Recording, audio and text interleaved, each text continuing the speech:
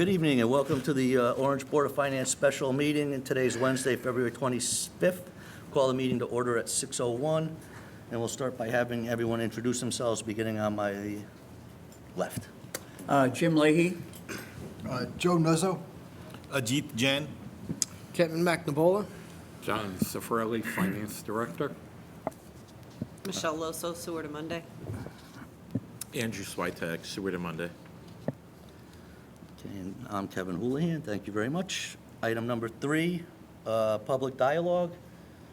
Anyone like to speak? Mr. Cap. Oh, you're sorry. Okay. Before, I'm sorry. Jeff Cap, 311 Lambert Road, Orange. Good evening, members, Board of Finance. My name is Jeff Cap, as I mentioned. I'm the current chair of the Orange Board of Education. I'm currently serving my 17th year on the board. I'm here tonight to express my full support for the budget that our Superintendent of Schools, Dr. Scarpetti, will be presenting to you later this evening. Our board consists of 10 elected members from the great town of Orange. Tatiana, Betty, Susan, Ken, Aaron, Anthony, Lauren, Ronette, Amanda, and I all worked collaboratively to ensure the budget is comprehensive, responsible, and aligned with the needs of our students and our community. As a board, we met multiple times to review each line item, held detailed conversations about each resource used. These discussions reflect how deeply everyone on our board cares about our students, teachers, and staff. I appreciate the time tonight to allowing me to speak. I look forward to your board approving our budget that will be presented to you tonight. Your support will allow us to continue providing the high quality of education and safe, nurturing environment that our students of Orange continue to deserve. Thank you. Thank you. Thank you, Jeff.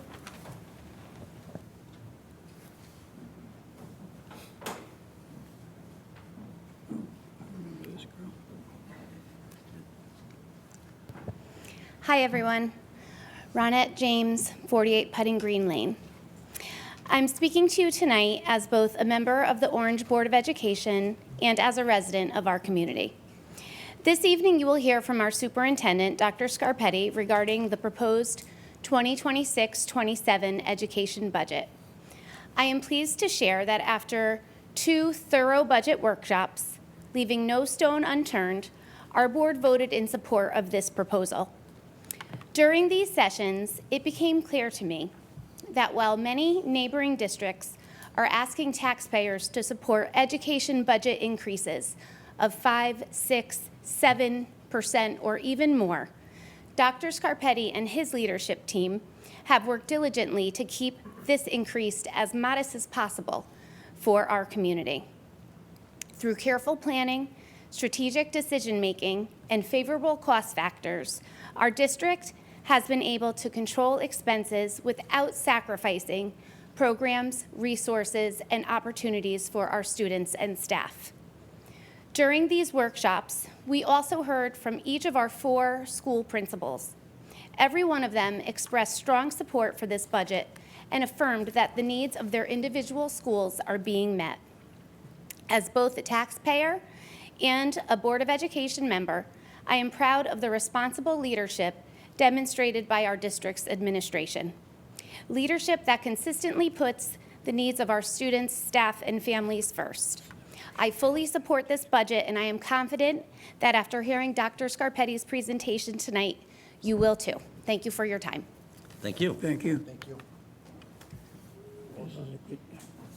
Yep. Okay. We will move on to item number 4, the annual audit review. Michelle, welcome back.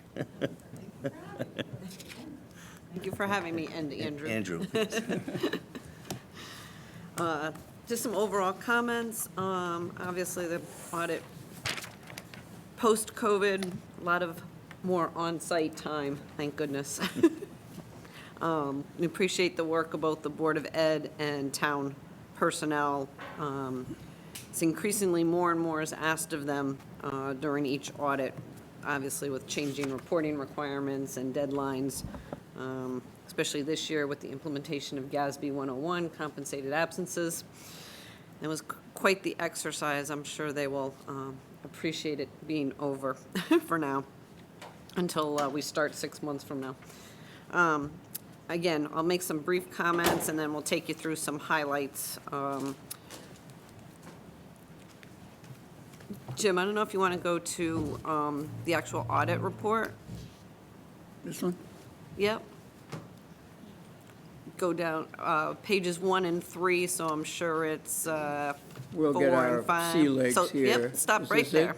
Perfect. Okay, So that's the start of our independent auditor's report. Okay, And it is an unmodified, clean opinion on the government activities, business-type activities, each major fund, and the aggregate remaining fund information.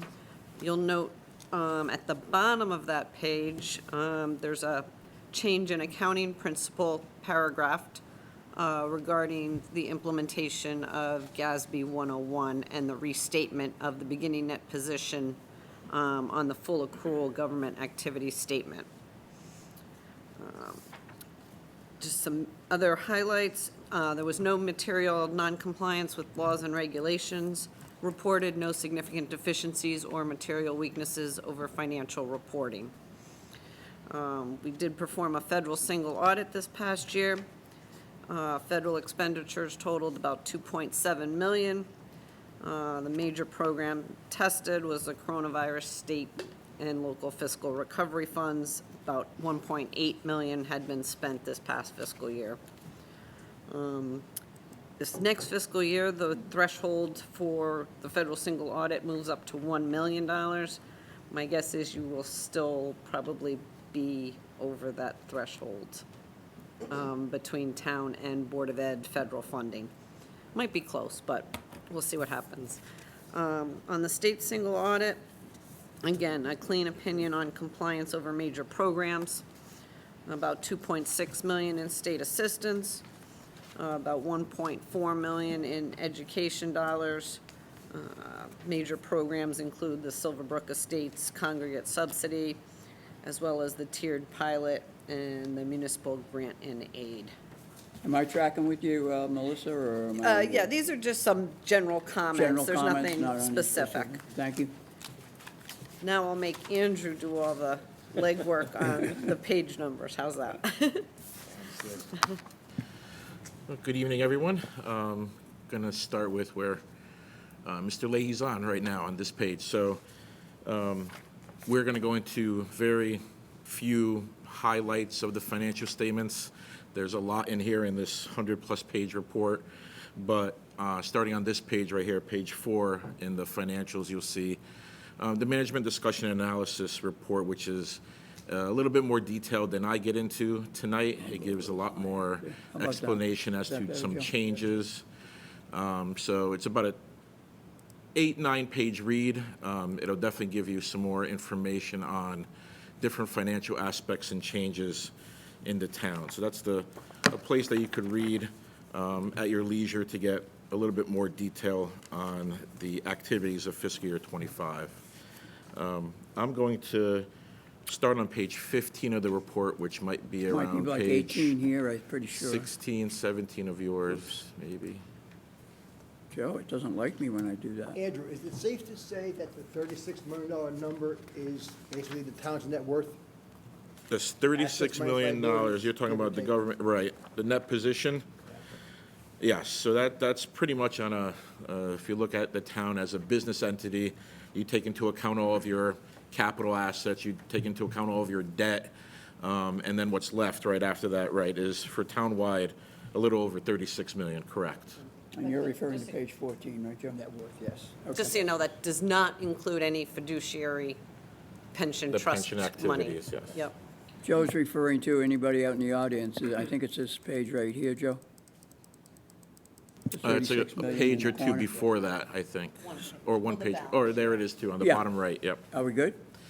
Okay, so Joe was referring to this here, which was a net ending position.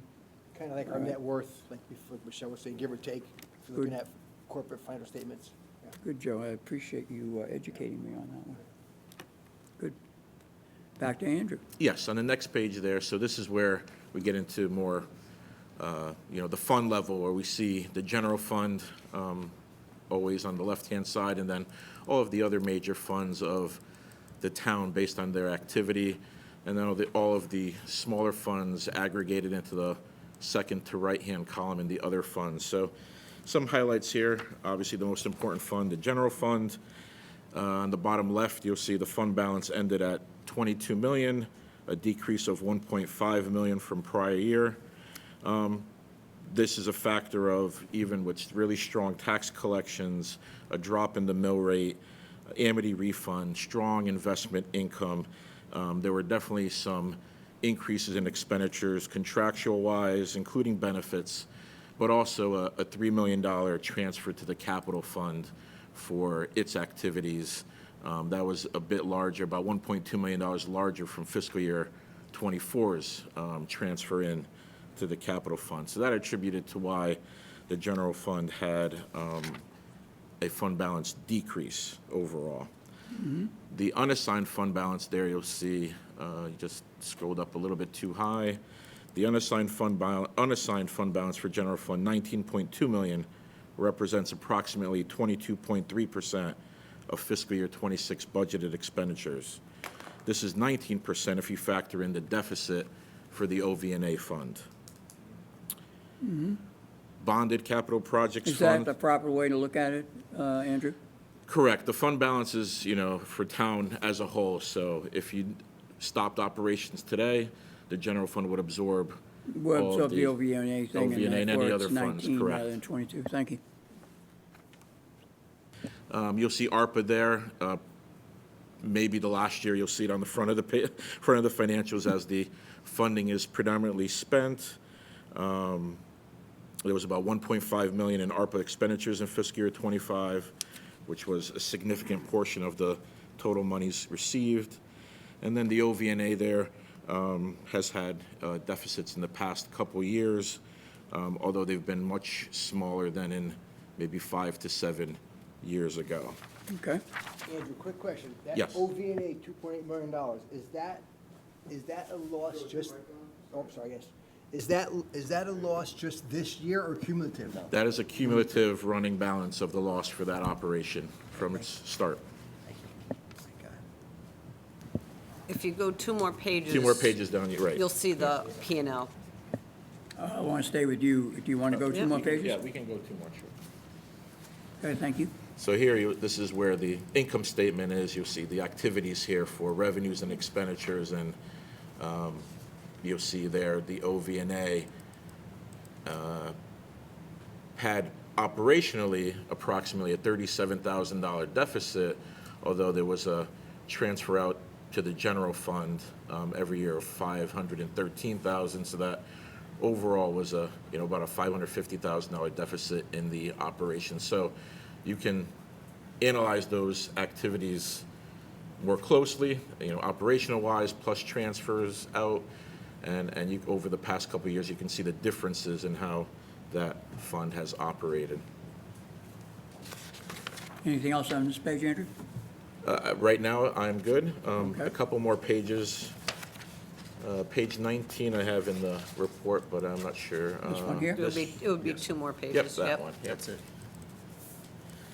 So here's another schedule of importance that we talk about each year is the budget to actual statement. So this, again, shows your revenues and expenditures compared to from budget to actual, what the variances are for each category. Overall revenues were favorable, about 1.5 million over budget. Current year property taxes, including interest collections. Should I stop you there? Sure. Yeah, those 2 up the top are causing my brain a little bit, so let's go through them. Real property and personal property. So I'm reading budgets were 63.39 for real property, and I'm seeing 61.58 for the third column, which I'll put my gizmo on right now. So educate me what's going on with that line. But Shows a shortfall. shows, right. That's what I'm asking, yeah. It could be a Yeah, I don't- 0.1, 0.2% change in collections based on the total levied, can change, from year to year. So it was, John, does that feel right? You have that every year. Oh, really? Maybe I always not- thought we maybe were not to 95.25, and this doesn't look like that- Maybe not to that 95.25. extent, but you do have that every year. You don't collect 100% of your taxes that go out, and we actually budget at 99.5, so 2.5. so the 99.5 is already in that 63.396, right? Yeah. It's already out of it. Okay. Yeah. It almost looks like something was just misclassified because the numbers are Yep. not Yeah. that off. backwards. Yeah. So we were saved by the bell by the personal property and the motor vehicle, that's what I'm reading here. The motor vehicle, I believe the supplemental was supplement. 700,000 this year. Yeah, 684. Well, yeah, Whoa. but the That's regular what we motor collect, vehicle was I think. 684 higher. Yeah. So it's just something. Okay. that- It almost seems like the real property and the personal property should be switched, because, I mean, I think, looking back on audits, I think historically, That's we why I always was surprised. exceed our real property tax collections. I think, You know? yeah. I All think right. Art's the- report look was at always the- I were think on the target. personal Formulas. property, though, went up because of UI. I think UI had a big increase in personal property last That was 2 years Oh. ago. Or maybe it was I 25. think we're it back went in down time. one year and then went back up. Yeah, because they, Yeah. All right, Andrew, I asked you to stop after you had gotten through revenue. Your basic comment there was good news in in the general, overall. right, I usually look at the property taxes as a whole. Yep. So like I said, as a whole, $225,000 over budget. Yep. Between categories, right, you can assess either Okay. a budgeting or an actual misposting, but overall, it was a favorable variance. Okay, very good. Intergovernmental, the intergovernmental revenues there, you'll see, was over budget 193. Yeah. There were some grants that were received that don't always get budgeted or not necessarily ever budgeted because you're not quite sure if you will receive the funds or not, or they could just come in over budget. Investment income as well. You guys are well aware of the interest rates and the fluxes that have been occurring, so we've seen some downtrends there, but it's still been a favorable year in interest and investment earnings and income. And the miscellaneous line, the bottom of the revenue section there, $470,000 favorable due to the Amity surplus credit to member towns. Okay, that comes in as a revenue, right? Not as a Correct. cost for you. Okay. Thank you. The expenditure side, Whoa, keep going. there we see $415,000 under budget. A lot of areas had been they were very conscientious of spending and what they're spending on by using the funds that are available to the best potential of servicing the residents of the town. Public safety, one of them, $155,000 under budget from changes in personnel and open positions. Employee benefits as well, savings from overall lower payroll. Yeah, but that's on an almost $7 million budget, that public safety. For example, Sure. the 82K you're saving there in culture and rec when you only have 1.6. It's, you got a better batting average, let me put it that way. Yep. Or a percentage really is what it is. And then there towards the bottom, you'll see the additional, the $3 million transfer to the capital fund that was Yep. approved. Okay. The next couple financial statements that are in here relate to the proprietary funds, which is the WPCA and the Congregate Silverbrook Elderly Housing Site. They are very flatlined in operations. Nothing too significant happened in those operations this past year.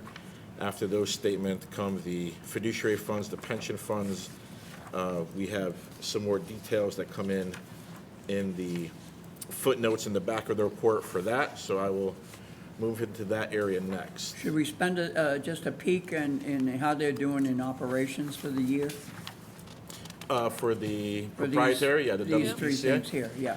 Yeah, overall, you'll see that both funds, even though they operated this year, both a change in that position of deficits, majority of those deficits come from booking depreciation. You'll see the bottom of the operating expenses there, depreciation. Right. 185, 173. So majority of the operating deficits come from an accounting entry of the, depreciation of all the assets that are in use, not necessarily spending there, so, Yeah, but it's still only 30% of loss, right?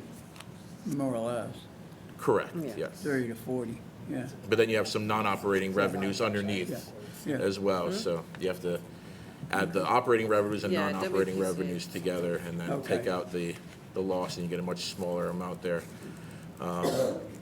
But it's been a tough year with some, especially at Silverbrook, the congregate, they had a lot of increased costs, they had some turnover there, where they had some additional expenses to find some site personnel this past year that we were made aware of, so that you'll see those lines were a little bit higher. And, food costs and other things that come through there, purchase services there had also increased, as all costs have over the past, 5 years. You've seen tremendous increases. So it's not unusual for them to hit these times where there will be, there will be inflation, other factors hitting them. Let me see, what page are we on? 20? 20. 20. Okay, so I go back one, is that it? This one here?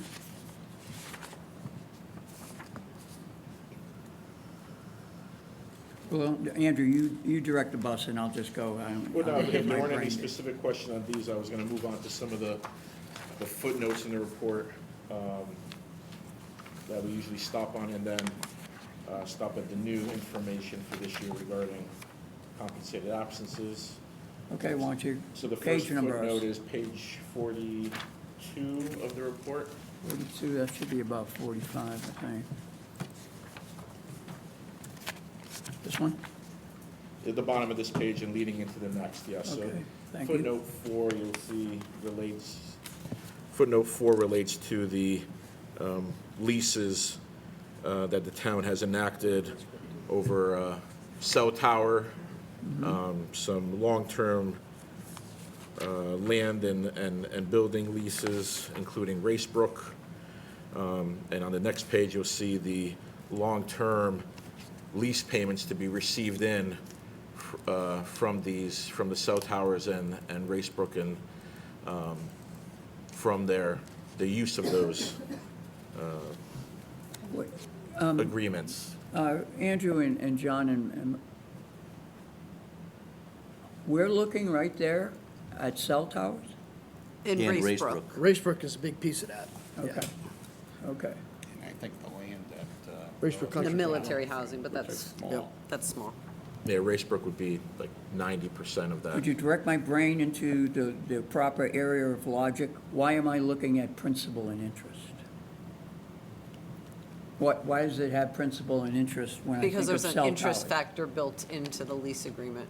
Say what? There's a lease factor built into any lease agreement. Racebrook's the interest portion, not the cell. Okay, because that's where my head was going. I was thinking cell towers, and I'm still looking at interest, and And it's going way that way, right? So- I don't know if it's up there or not, but the cell towers are going down. We're starting to lose a couple of things on our towers as they merge and go into the internet up in the sky and all. Is it more is there technology, is there like a 5 or 10 year technology obsolescence on cell towers, you think, Johnny? I don't know.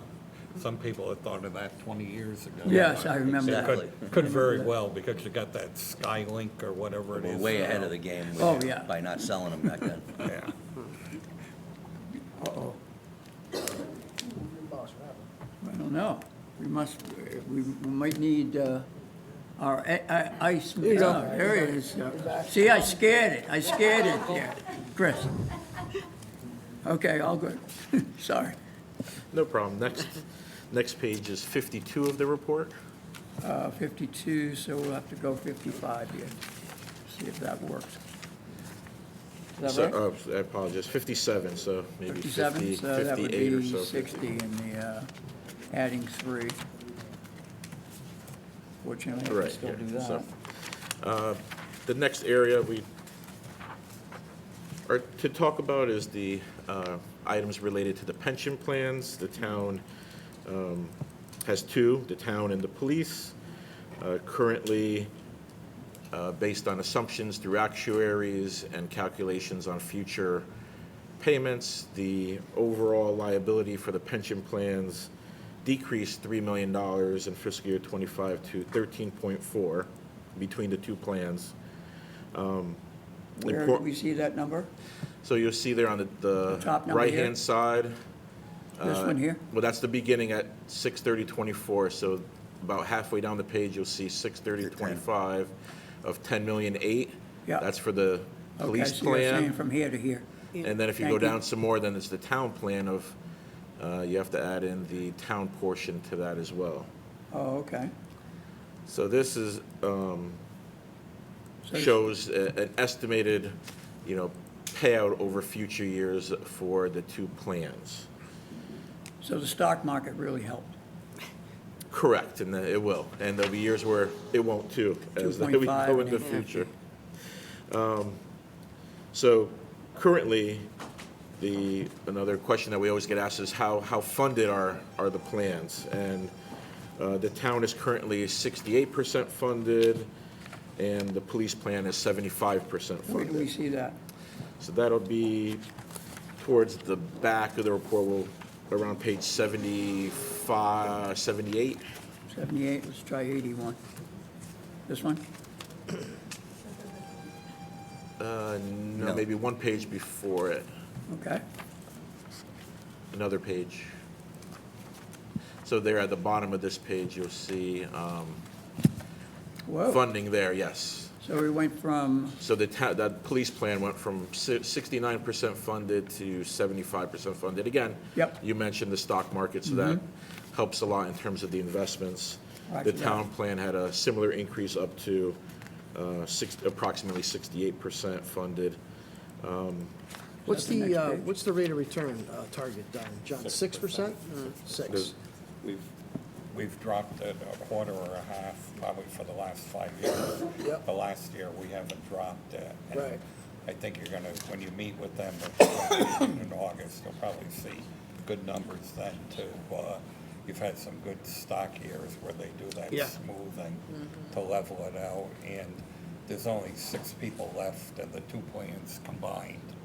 I think even our active deposit every year is starting to drop off a little bit. Yeah. So Jim, at a 6% rate, and your Yep. average, rate of return is about 11 to 12%. Yeah. oh yeah, that's why it's going up. Paying Yeah. down the liabilities. you Oh, know, no, so- it's a great thing. Yeah. Andrew, where is the town, I see the town player and this page that I have up here, but I don't see that It'll percentage. be previous to this, so the pages prior to this would be another one. This is the police, so one more Yeah, it's before right this. before that one. Right before this one? Yeah, Yeah, the so 60 this is the said. town. So we went from 60 to 67, almost 68 Yeah. on the town side, so we got about 7, like you said, Kevin, and the driver was the stock market going up and being favorable. Michelle, how do those numbers compare to other towns of our size? I mean, I think for the most part, these are pretty healthy. There's some that are, still under 50. There's probably some that are even worse than that. But they too went up this year because of the stock market, Exactly, right? exactly. If they had assets. John, how many Very strong, employees, Kevin. what is the Great point. total number of employees in defined benefit plan? You said 6 left? Well, there's 6 active. There's only 6 active. 6 I'm active. not So sure there's how many there are The, retired. the police have 41 retirees currently receiving payments, and the town has 60 Six, currently receiving So payments. 100 plus 1. And this number will continue to go Well, down because Oh, yeah. we are not. Okay. Andrew continues. So along with pensions, we look at the other post-employment benefits as well, so that'll be on page 66. All right, we'll try 69, see if that hits it. Right, so this is a much smaller, or I should say, Larger number. a larger number, yes. The OPEB liability there, you'll see, went from 38 million to 40.5 million, based on the activities, the assumption changes, You'll see right there, but that first sentence below that graph says changes in assumptions went, the discount rate, they increased from 3.93 to 5.2. So they're trending based on the bond yield rate. Yeah, in this past current year, they also made some changes related to the police contract enhancements there, as well as some Board of Ed trending. So again, that actually upped your liability a little bit more. The effective plan changes up there, the $3 million. A lot of times you won't see that if there was no changes in anything. Obviously, this plan is not funded like the pension plans are, so this is a gross liability. Again, a lot of it's actuarial, a lot of it's long-term. It's not like you're gonna be having to come up with $40 million overnight. There's also an implicit rate subsidy issue that's embedded in there, basically saying that even if you have retirees that are paying for their cost, you're paying a higher premium for your younger employees because those older retirees are in your plan. So it's kind of a, I don't want to say phantom liability, but phantom liability. I've heard that possibly Yeah. from a person that once sat on my right. I'll just leave it at that. Thank you. Andrew? Yes, and phantom liabilities is a good segue into the next topic on page 73. Let's try 76 and see if we get anything close. So the bottom of this page, you'll see footnote 16. Roger, we'll get there. There it is. Right, so as Michelle alluded to in the beginning, this year was the implementation of GASB 101, which relates to compensated absences. If you're aware or not aware, compensated absences is the estimate of the liability for future payouts of time accrued by employees for sick, vacation time while they're working. The GASB had changed the way they want to look at the liability in a way so that time that not necessarily was counted for before, because there was no guaranteed payout under the prior guidance. If you didn't have a guaranteed payout, you wouldn't have to accrue that time. Now, the time that doesn't have a guaranteed payout, there was an analysis that has to be done to say what more likely than not would be there at the end of the employee's employment years in the future, and then pick up that liability currently. So as phantom as that sounds, that's pretty much what we had to do, was to look at time that is accrued that would never get a payout other than payroll that would be paid out when people take that time, but now pick up a small portion of liability, which shows there about $260,000 was picked up for a prior year implementation as of 6/30/24 for this new GASB guidance. So you actually picked up $260,000 more in liabilities. The government-wide net position went down by $260,000. So it's an interesting take on an estimate. Again, these are not payouts that will happen today, tomorrow. It's really payroll over the next 5, 10, 15, 20 years of a person's employment. But GASB wants governments and to pick up a portion of that based on retiree info. So it was a nice exercise that we and John and his payroll staff had to do, and the Board of Ed, as I should say, yes, the Board of Ed as well. The Board of Ed had to look at time that they had accrued on employees that we never asked for before. So Angela, I don't know if she's listening, but I wanted to thank her personally for all the work she did as well, Angela and Lita here at the town, because it was not fun, but we got through it, and hopefully going forward, it's a bit easier to do this exercise, but it's something that we don't fully like, but again, it's a pronouncement and standard that we have to follow, and we implemented it as it's intended. So that's the change there. You don't have to worry about phantom. You don't have to worry about me really knowing what this says, but here's what I'm reading. Just reading. Sure. And everybody at home can read the same thing.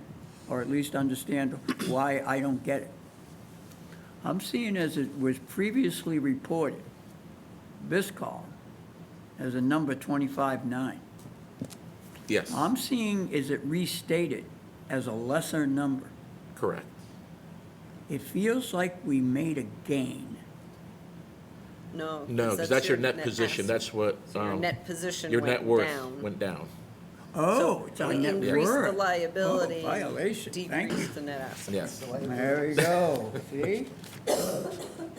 Right, so we have to go back to 6/30/24 and actually do 2 years' worth of analysis this year, which is why, like I said, going forward will be easier. It will be 1 year at a time.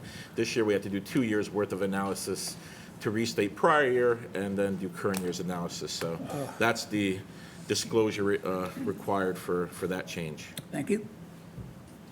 And after that, that was the major highlights that we had prepared. Obviously, we're open to any and all questions that you guys might have or any other reports or sections that you want to go over. Hey, is there a copy of the RS1 and RS2 schedules? The itemized revenues and expenditures You by mean the department? They don't do a detailed one. You don't do one? We've never No? done a detailed one here. Hmm. But that will change, because now the budgetary statement won't be a main statement anymore. So we'll move it to the back and we'll put one in. Okay, gotcha. So you don't have one made up right now? I have one in my work paper. Okay, gotcha. Or, I mean, it basically mirrors your budgetary reports. Yep, yep. Yeah, it just provides more detail. Yes. Yeah, right. Okay.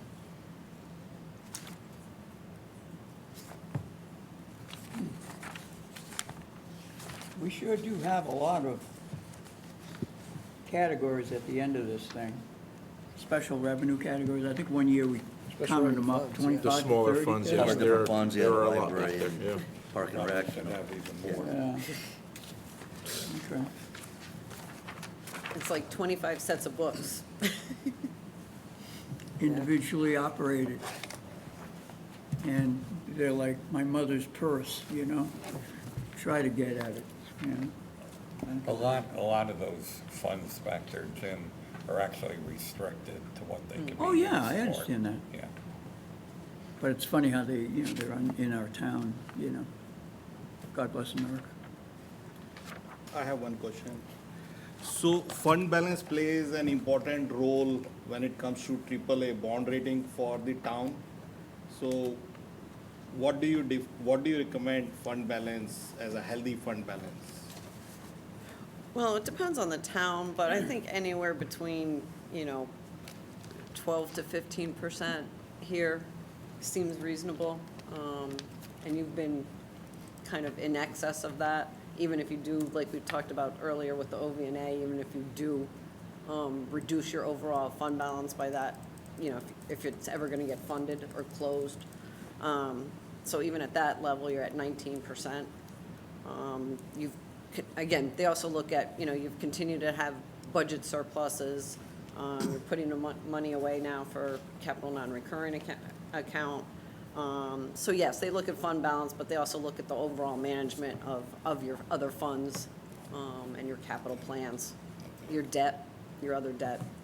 I mean, a big factor here is that excess, that excess surplus funding that we do have, we put it towards capital investment. Capital, And yeah, that- so that'll come and down that- as we go through yeah, this process right. every year. And that helps save interest costs on And we debt. still at 15%, our, whatever the right term is, Kevin. We have 50, was it 15%? Minimum? No, minimum is 12 and a half. Still, Yeah, I the wouldn't- the I policy's wouldn't 12 go and a half. below- Yeah. Our policy's 12 and a half, but I Right. wouldn't go below 15. Right. And the last time we did bonding. Right. They were pretty much looking for 15. There was actually Yep. one person with S&P. Yep. That she wanted 20. Right. And we got a supervisor there and we worked it down to Right. where we were at the time. Yeah, that's true. They, so when that policy was set, I it was do set by our inherit it. board, I think, back in. You were the chairman. I was the chairman of the board. I think we set it back in 2007, I think it was, 12.5%. And now, to John's point, the rating agencies look for 15. I mean, my city, when I came in, started in Meriden, we had a 7% fund balance, and now it's 12.5. And, So you had no- my new boss, the city manager, was like, oh, this is great. He goes, we're gonna get bumped up, we're gonna get an upgrade. I'm like, no, I don't think so. I think, and sure enough, the rating agency said, basically, we'd really like to see you get to 15, so. Yeah. It may be time for us to Change that review our policy. policy and bring it up to the 15%. Yeah, we talked about doing that too, Yeah. so. Well, we haven't brought it up, but I remember we were in the police station last year, one of those meetings, and I think someone that looked like me might have been saying, I think we should do something, everybody else, I don't think so. So, and that was your concern. We were going too close to the 15, all right? That's what I remember, so. It's kind of operating as if it was the number, in a sense. Right, in a regardless of what the sense. policy is, Yeah. we've been kind of keeping that, so we may as well change the policy to adjust to what our mentality is and practices. Well, what I like is page 19, all right? Whatever is going on in this upstairs area, because that found me confused, but it's a positive output. And most of it, as you've mentioned before, I think I hear your voice, Kevin, Mac, a lot of and John and I did the analysis for, at some point we have to present it to you guys, but a lot of the surplus does come from the revenue side. As you can see, there's 414,000 as a percentage of this is less than 1%, I think. 1% would be 800 and, here's the budget here. It would be 838, and it's about half of that, so it's about half of a percent. Yeah. I have one more question about the debt service. So in debt service, like what is the reason for this variance of $20,000? It might have been some budgeting for financial consultants for bond. Can you turn off, Like- can you turn on your mic? Sorry. The additional 20 that wasn't spent was probably for financial services, for bond counsel, I believe we put IVIC. $20,000 in every budget for financial advisors. If we go to bond or certain times during the year, we may need to discuss something with them. If we don't use it, it usually goes back to fund balance. You'll see that in the budget we're working on right now also. Thank you. Andrew, you still have the floor, or we are in open I session think now? we're open for questions, yeah, I think. Oh, okay, I'm- all good. Any Keep other- that I'm thing all set. open. Anybody have any more questions for Michelle or Andrew? Okay, so then if you're set with this, we need a motion to accept the audit as presented. I'll make that motion. 6/30. I'll second it. 25. Whatever, second, whatever. Any further discussion? All those in favor? Aye. Opposed, abstained, unanimous? Thank you very much. We are gonna check those, the budget numbers for the real property and personal property before it Yeah, goes yeah. final. Yeah, Yeah, it looked funny. It just didn't seem, whatever. God bless America. might be swapped out, yeah. All right. All right, Any so- other reports? We don't need to look at this other stuff? Single audit? The management letter, that's in there as well. There hasn't been any new recommendations. It's the same ones that we've had in the prior years for a personnel manual.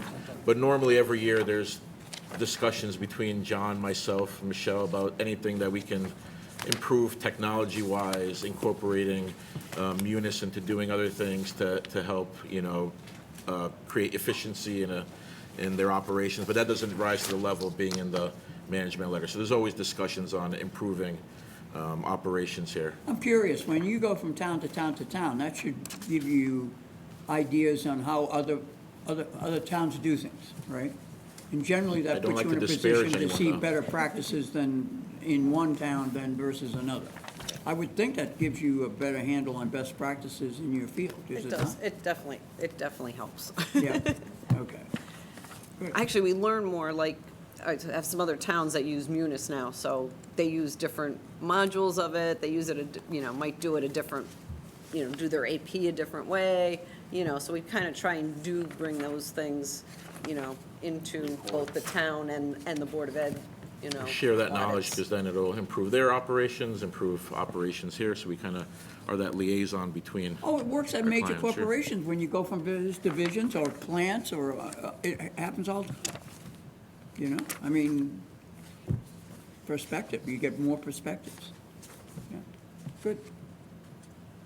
All set? Can we take a break? or- Yeah, we have to. Thank you very much. Thanks, guys. See you next Great job, year. guys. Thank you very much. Thanks, Michelle. Great job. Thanks, Andrew.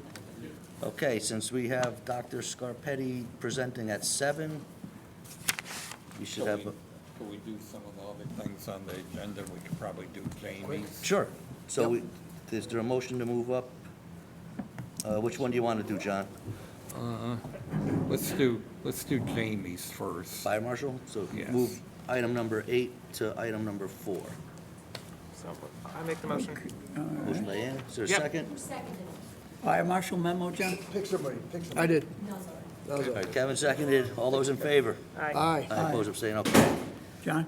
New item 4, request to purchase new fire marshal vehicle. Memo from this Mr. it? Vincent. Okay, he mentioned this at the all-day budget hearing. Yep. And there's one car left for 26 model year, and they're holding it for us. If we wait till the 27 model year, we won't be able to get it until, I believe, February of 27, and it's gonna be in excess of $5,000 more for the model year. So I think I think we should do this, and my suggestion is to take the $75,000 out of police special duty fund. And John, this includes the cost of upfit as well? Yes. It does. Yeah, it's got in a paragraph there on the second page, Kev, if you look at this outfitting of It's the actually, 19 grand. the fit is gonna be done by an Orange resident that has Oh, a yeah, I know. business in West Haven. Yeah, I know what you're talking about. So the motion should include allocating the money to purchase at $75,000 out of the police special duty fund. I'll make the motion to allocate the $75,000 out of the police special duty fund for the purchase of the fire marshal's vehicle.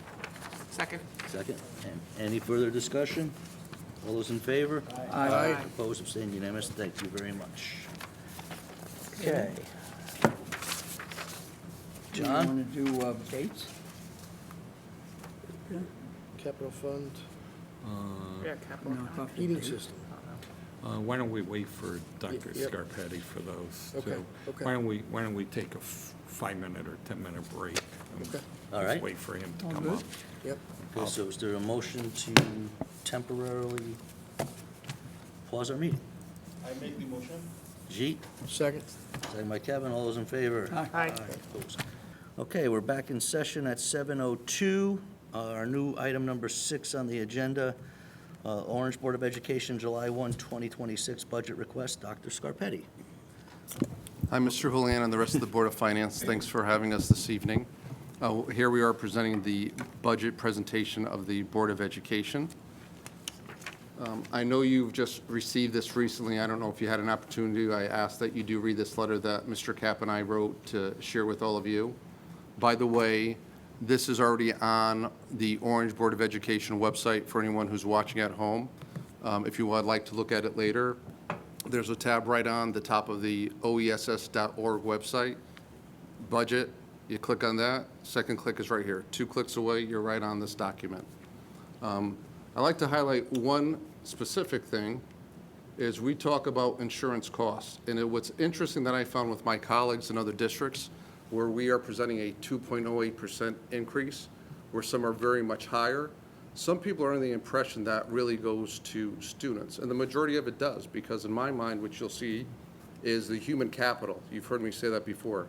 The most of our budget goes to our resources, which are the adults in the building teaching our students. But a lot of these increases are occurring because of the insurance rates, so is ours. I want to highlight that, but you'll actually see the rates that we have are much less than other towns around us. So again, compliments to the town that we work with. Mr. Zaffarelli has done a great job keeping on track with these things. Again, working with Christine and Mike with regards to that. If I take a moment, I think you already did your introductions of board members and you Our usually board. start your meeting. Yes. Do you mind if I introduce Not at the all. rest of the team here? So we have Christine Koch, our business manager, Mike Gray, our director of business operation, Evelyn Russo, she's our director of curriculum instruction. We have Mary Ito, special services, and I'd like to introduce our board members. We have Jeff Kapp, he's our chair. We have Mr. Scorinzi, he's actually chair of building and grounds. Renette James. We have Tatiana Messina Mullen, she's our vice chair. We have Ken Zyman, he's the chair of curriculum instruction. We have Susan Riccio, she's chair of finance. We have Lauren Gray, a new board member to us. We have, oh, there's Betty. Betty's hiding. Betty's chair of personnel, policy, and transportation. And we have our building principals, Tricia Lasso, the Peck Place School, Denise Arterberry at Turkey Hill School. We have Kathy McNeil over at Racebrook, and Elaine Watson at Mary L. Tracy.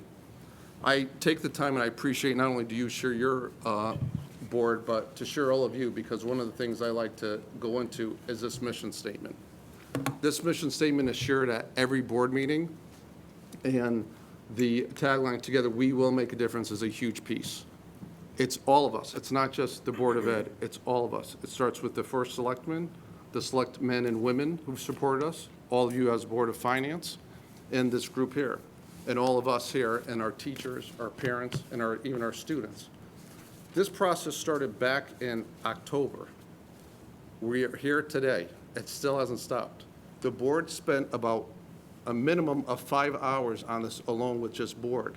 The chairs that I've mentioned spent integral time with me on the side getting this ready. On a side note, we also have a long-range plan that's also in a strategic plan. You know, there's some things I'm going to mention. If those people who want to go into the minutia of what we do as a district and the transparency and communication we provide, it is all on the website for everyone to see. If you have a tough time navigating the website, please reach out to the building principals or my office. We'll be more than happy to assist you with that. Our highlights for the current year is our professional learning and support. One thing I hope that all of you notice, especially all of you that have been on the board longer than others, is the ebb and flow of what we've asked. Sometimes our professional learning has been very high, and now it's decreased. We strengthened our language comprehension instruction, which is a key component of the science of reading. A school facility maintenance enhancements. One of the things that we do at the beginning of every year, Mike presents to the board. You could go back and see, but we do a little TLC with each building. We usually take turns of what happens at each school, but we continue and are happy with that highlight. And our digital assessment that we have aligned with the science of reading for, it's called Amplify, that we've included this year. Moving forward, our goals, student-centered learning of high expectations for every student. The key piece, without going into the nitty-gritty of this, high expectations means different things for different students, but we need to have that, and this is where our teachers, our aides, and our peers come in handy with regarding of knowing our students. Strengthen our students and staff outcomes through intentional investment in our curriculum. Our high-quality instructions while adapting to the needs of our students, that coincides with that first bullet point 2. And our support of the safety, wellness, and overall welfare. As you know, over the years, it's interesting the questions I received with some board members where some may get the impression of, oh, a 2.08. I like to remind everyone, even if we received a 0% increase, we're getting $25 million. Of course, we can't live on that alone, so to speak. But over the years, which I'm more than happy to go into, no matter it's been, and why I stop a moment with this line item, is for all of you that remember about the safety and wellness, that's not only the cleanliness of the buildings, what we've implemented, again, that's in the long-range plan of our systems that we've created, but we also have our safety with our school resource officers. Again, that's not even in our budget. That's something that the town takes on with our police. We have our school security officers. That's something we've implemented years ago. Sadly, that's something that I think was important that we do. That was guidance of Chief Gagnon. So again, we haven't forgotten that. But if we go back years, there's this ebb and flow of our ask, of our needs with regarding how we could support our students and families. This is a slide I like to show the enrollment history. And something I would like to point out is usually, if you see in this line, it has increased or stayed about the same from year to year. The only change was, this was our COVID year, where we saw a decrease. So again, usually we start off in this, when you see students budget, this is basically, that number presents this time of the year where we present to all of you. But it always increases. What I want to point out here is you see a significant decrease from this year to, last year to this year. And you're going to see an indication with that because we are decreasing sections, so, and that's the reason why. And that's why, one of the reasons why we're asking for a 2.08% instead of a higher increase. It's a decrease of 3 teachers. Vince, if you could go back to that Sure. chart, and let's just pick any year, you can pick any one you want, but the point will be the same. For a fiscal year 24, 25, so you budget at 12, you end up the year with 1274, right? It feels funny, because then the next year you're budgeting at 1187, right? And if you just kind of eyeball that diagonal, 1274 to 1187, go back a year, 1242 to 1200, and even in the year coming at us, 1224 to 1182. One variable could be, for example, this year, we got a chunk of 6th graders. I know they're heading off to Amity, and that Correct. could have implications for what share of Amity we have to budget for in the future. Are there other variables rather than just that on those things? I think it's about, it could be parents moving in or out Yeah. to the district. That also is an indication, but it's mainly because of our 6th graders Sixth grade. leaving. Okay, thank And you. again, I want to remind the Board of Finance and also people at home, these are the numbers that we present right now. Right now. So that means last year we had 1187, and how many students came in by the end of this school year. So there's ebb and flow. And just as a reminder, we had 2 developments. We had Smith Farm Right. and we had Firelight. So that also played an impact, specifically at Peck Place School. And again, all of you, again, we appreciate the support that you give us, because remember the bus. We came back to you and asked for an additional bus route. Yeah. So here's an element where I'm going to connect because of the questions I received from board members about our relationship of what we asked for, which is really what we need, versus what may change from now to the beginning of the year, which is something I always end with. Again, as I share with all of you, and I'm inferring just because of a 2.08% increase, some people may see this versus other districts like, oh my gosh. But there is an ebb and flow. Just a quick story. My first year here when I got appointed was 2015-16. Many of you may remember Mr. Nast, Mike Nast, he was the interim here. He went to the board prior to my arrival asking for 3 teachers, additional 3 teachers. All of you respectfully said, we would rather you not put that in. Don't project. We want to know exactly how many students. I came on board, and I think it had to be in July. I came back and asked for 5 teachers. 6. 6? I think it was 6.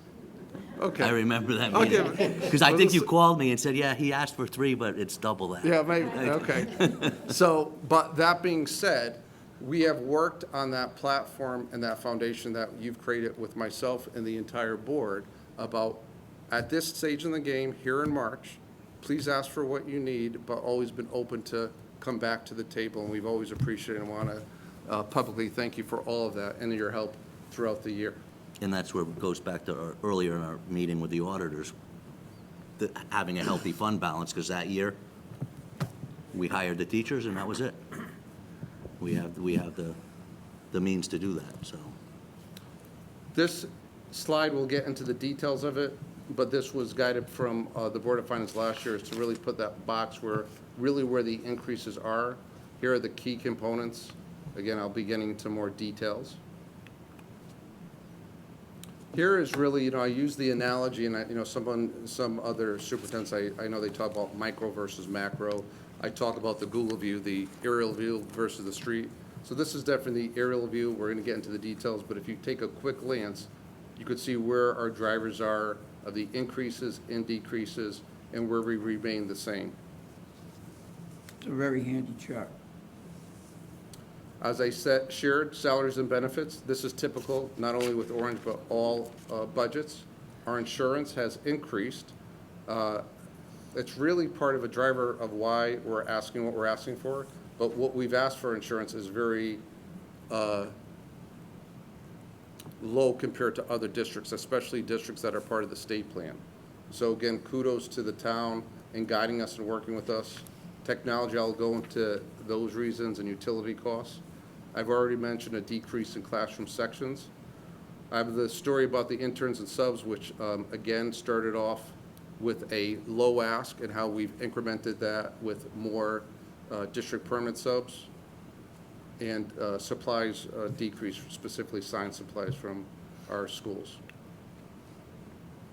So before I move on and go into now what I like to call the street view of Google, or the micro, is there any questions before we go into the line item budget? Through you, Mr. Houlihan. Anyone? No, I would like, Michael, you have a next step to educate me how to get those Excel columns A, B, C, D, E, F. Do you, not to explain it now, but you owe me on that one. And I'm very happy that I no Mrs. longer Riccio have made us to do that a long time ago. She break out the yelled at Excel us. file and fumble my way through it as you explain it. You figured out how to get it on a PowerPoint page. Good job by you guys. We're good to go, Mr. Houlihan? Yes, sir. All right. So Thank you. here we are, our line item budget. Please, I'll follow the same process that I've done. Stop me. And again, if I'm going too fast, don't hesitate to say, Vince, slow it down. But if you look at line items 101 through 105, those are contractual obligations. When we talk about contractual obligations, we have our negotiating team. They do a very good job. And years ago, the board has guided, if you're not part of a union, which we have many people that are not, we have made a bridge of connecting similar jobs to people that are not part of a bargaining unit. So when I talk about contractual obligations, that's for everyone, people that are union and non-union. As you'll see here, the majority of our line items remain the same. You'll see slight increases in 111 and 112, and I believe they're very slight.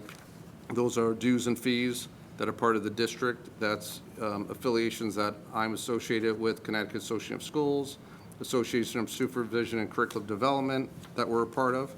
And as I think many of you know, there's been an increase of the mileage and reimbursement this past year. So we made that adjustment. But everything has remained flat regarding this first page. Okay. Second page is our curriculum development. I've alluded to about what we've done in years past regarding about the ebbs and flow where we, I think many questions were asked by this board when they were higher, the amounts, before now they're remaining the same.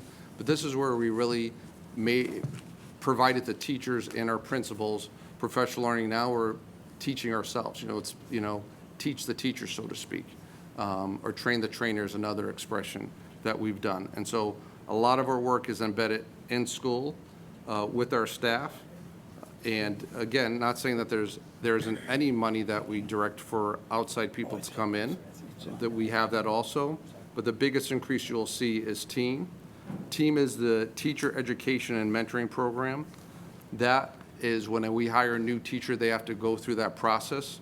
And there's 12 active participants, so we had to increase that amount of $3,000. The story I wanted to tell you is this category of instructional and other, and I'm going to jump around, but if you could look at line item 134, it says district permanent subs, and you'll see 11 FTEs there. That started off at 6 many years ago, and so again, I reminded my Board of Education when I was presenting that this year, and again, it could be different next year, of the ask that I believe that I think we need to do to support our students. What I noticed and what the feedback that my principals gave is that, Vince, we're struggling of having substitutes. And so slowly and surely of having meetings with my chairs, respectfully of where they were chairs of personnel policy and such, we slowly incremented and created something called a district permanent sub, where someone is hired for the entire year here in Orange. They are offered insurance, and it was a lifesaver. We've gone from 6, we're up to 11.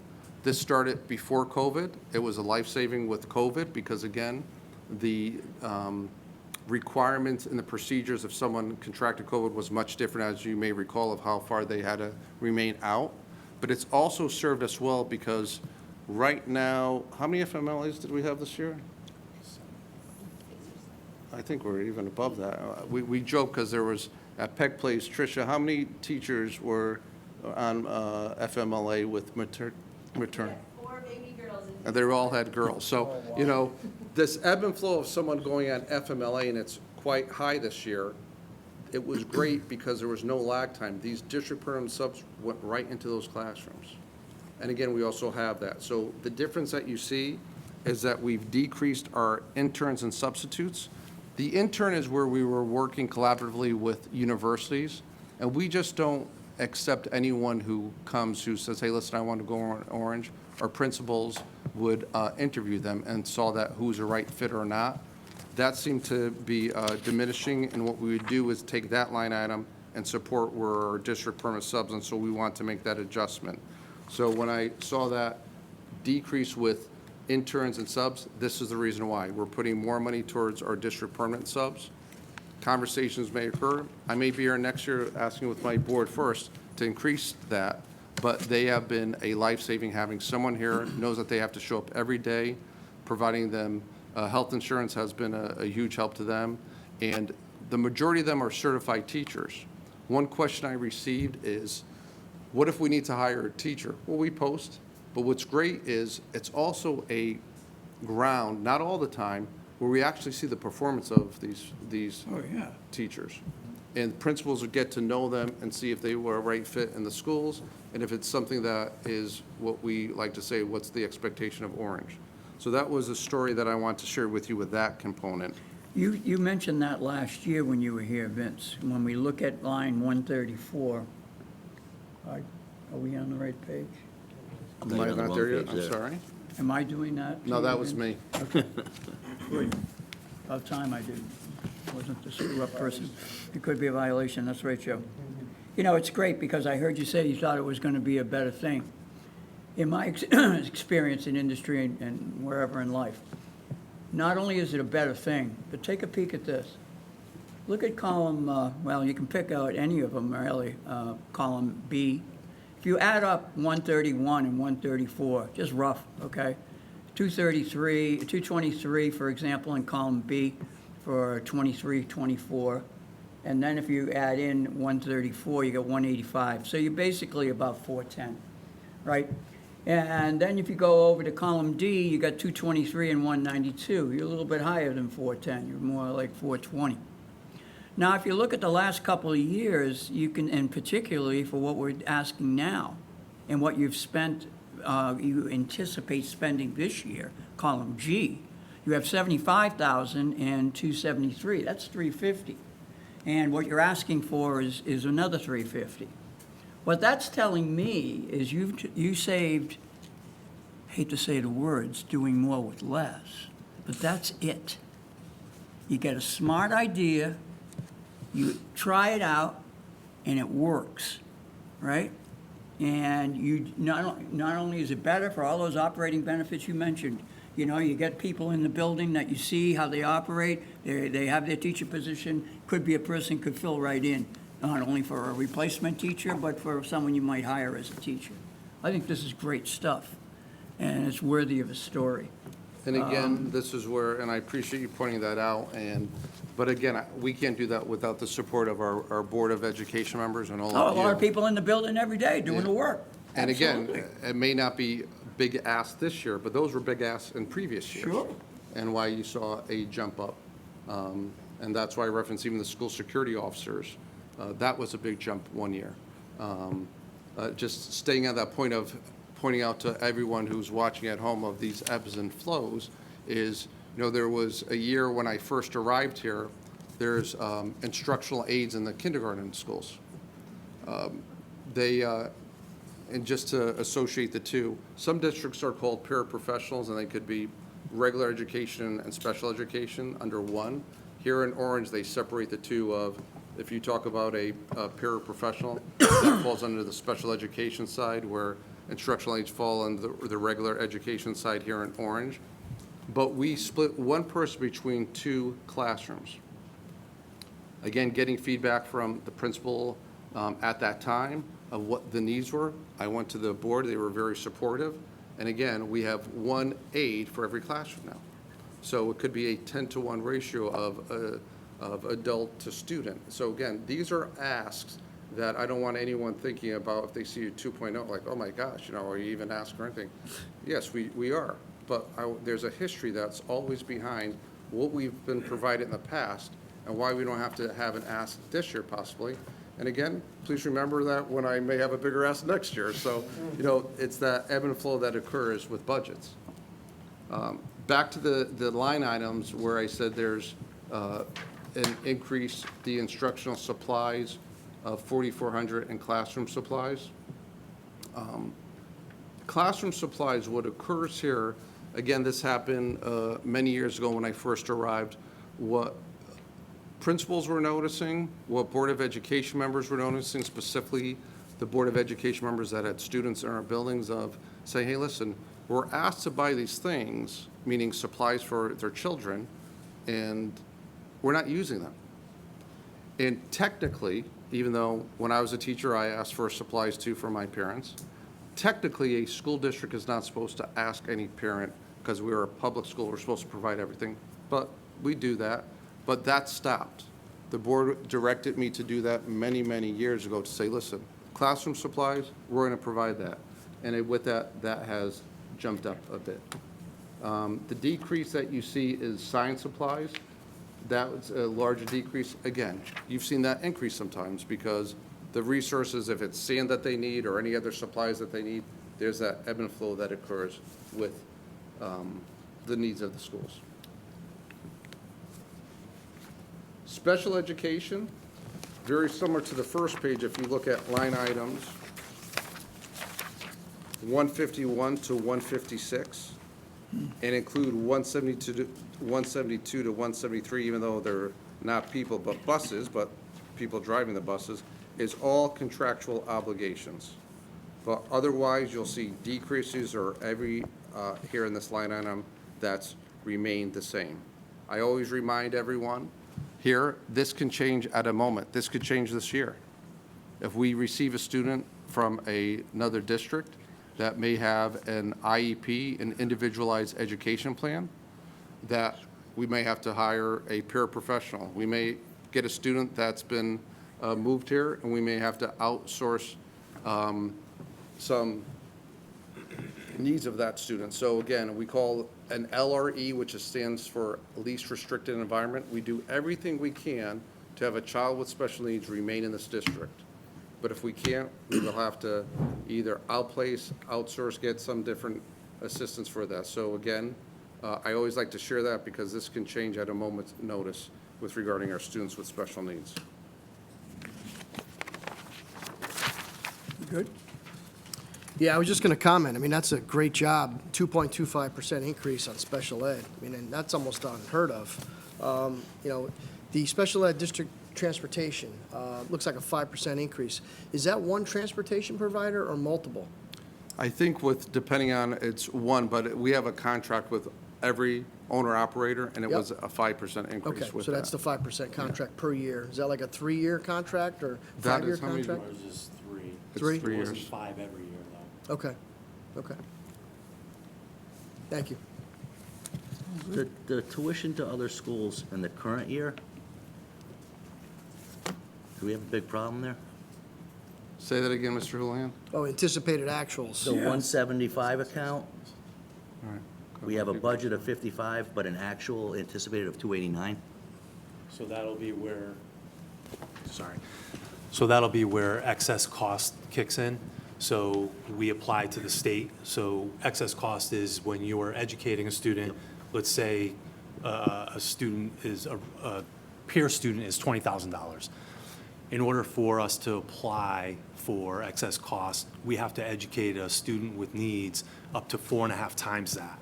So you get up to $90,000. You can get reimbursed from the state at about, right now, it's about 71% or so. Is it over and above the 90? So it's over and above the 90. Yeah. Right. So, when you do have students that are getting special transportation, it stacks up quickly because special transportation is expensive across the board. If you have a student attending a school other than the Orange Public Schools, tuition is very expensive at those schools.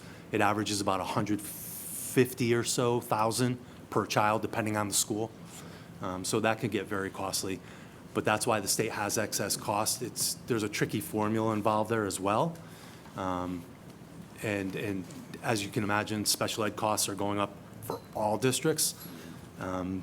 So at a moment's notice, like Dr. Scarpetti said, you could have someone drop on your doorstep that adds $175,000 to your budget all of a sudden. Yeah, we So hear that a lot it from gets Amity, by tricky. the way. We're well familiar with that. Right, but excess cost does help with that. So you don't anticipate a hole in the current year budget? No, we're on track right now. Oh, okay. Yeah, so we have to submit numbers to the state in December, and then again, probably in another week or so. And then it kind of tells us exactly what we're going to be getting back. So we're on track. Great, thank you. And what I like to share just a moment is that, there are elements that you've heard, and again, I appreciate that our team, that we have continued to do this, because I think, Mr. Leahy, you've shared stories of why you actually moved to Orange, and everyone has shared similar. And I could probably bet 9 times out of 10, when you ask why someone has moved to Orange, they say because of the school system. 1983. So, again, it's nice to continue that tradition of 1983, of that reputation that Orange has created. We continue to do that with the Board of Ed and our staff, and our teachers, and our aides, and our paras, and custodians, and everyone, and everyone that you see in front of us. And I share that story because not only do you share that, but, we, during our budget presentation, there was someone who was attending. I went up to introduce myself. She didn't have a parent in the school system yet. And I said, oh, could I ask why you moved here? Because of the school system. We get a lot of calls now because of the services that we provide in special education. Why'd you move here? Not only because of the school system, but specifically because of what we provide to our students with special needs. So just a quick story of, some of the things that we hear from the majority of our parents, which is a nice piece that we've continued, because I know you've shared that story plenty of times, and other people have, of why they moved here, even though their children may be far out of the system and have kids of their own right now that are attending the system. Oh, good. Thank you. So next is technology, and as you may recall, one of the drivers was technology.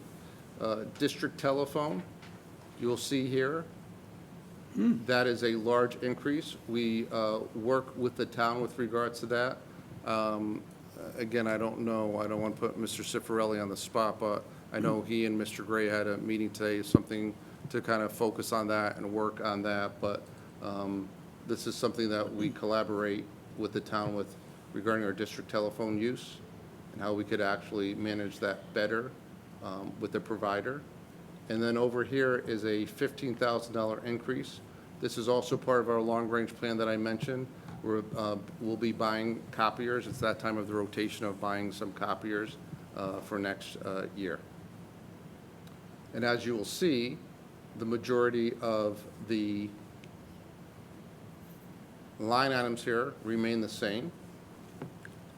Here, we have the increase of transportation.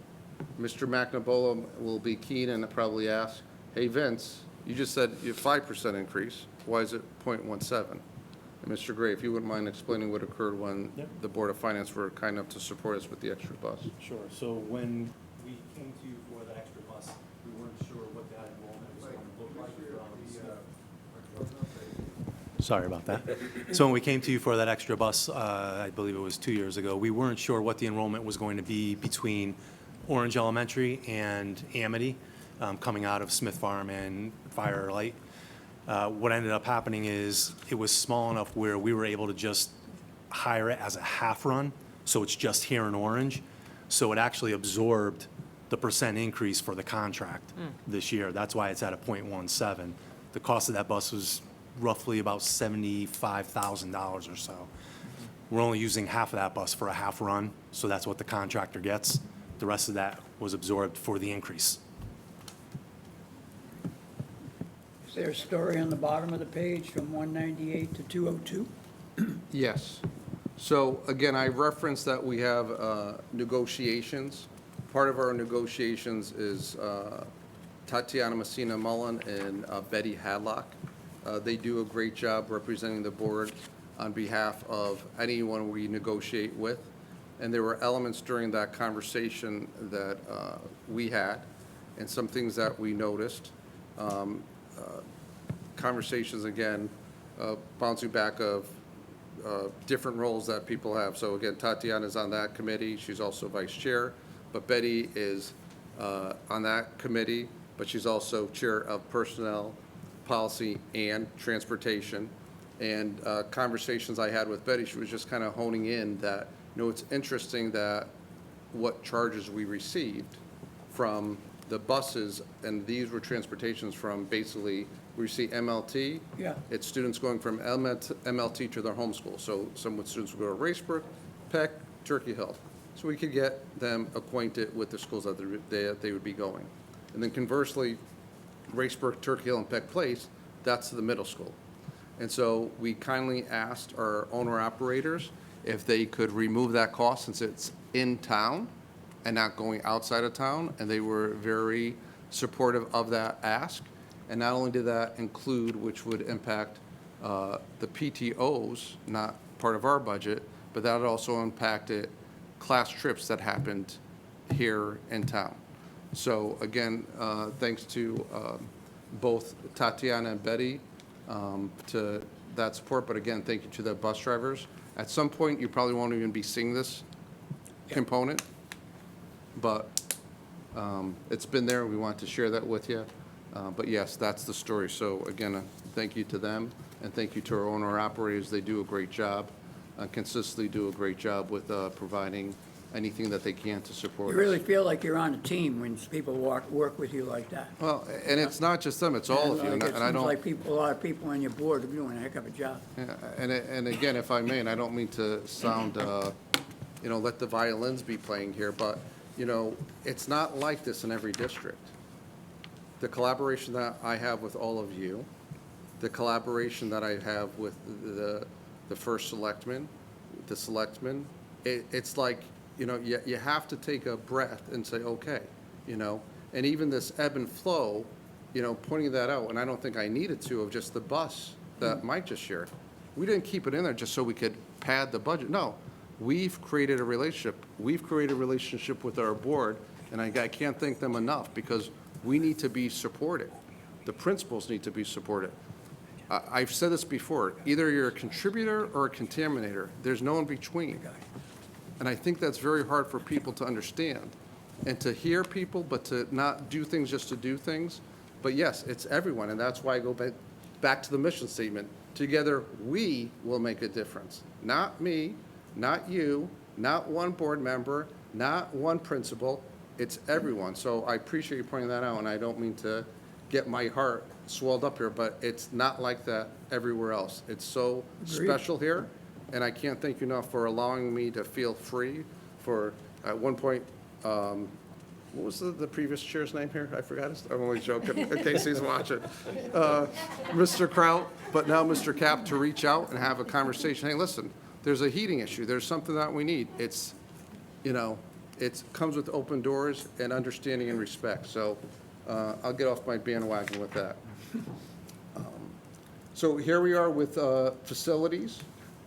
Slight increases, as you'll see, for maintenance overtime and summer seasonal help. Everything else remained the same.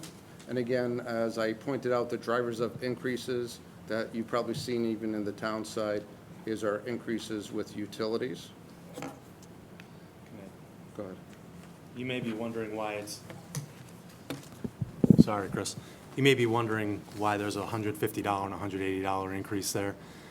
That's actually, we have some staff in there that are non-union hourly that we're trying to keep pay rates a little bit further above the minimum wage. minimum wage keeps creeping up every year, so we had to put a little bit in there just to make sure we were paying people at least a rate that would attract them to want to be substitutes here. So, What I'm impressed with, Mike and team, is the electricity item, 218, near the bottom of the page. I don't know as I feel like my home electricity bill is only going up under 4%. So I'm smilingly happy to see you budgeting, able to budget in that regard. So, good job by you. And Jim, like what I would like to add here is, although anticipated actuals are higher, still the requested budget is lower than the last year. So I think I find that impressive. Most of the time, people ask for more than what they actually spend. Well, what I also see, and it was a previous page, but we don't have to go back to it, is within a category, there was like 6 different things. And, you know, if you're managing that department, and it wasn't a department, but it's the same concept. You know, you got 6 budget items, right? And, you know, okay, you know, I grew up with 8 kids in the family, and sometimes mom had to spend more time with, maybe me, okay? And that mean less for my sister.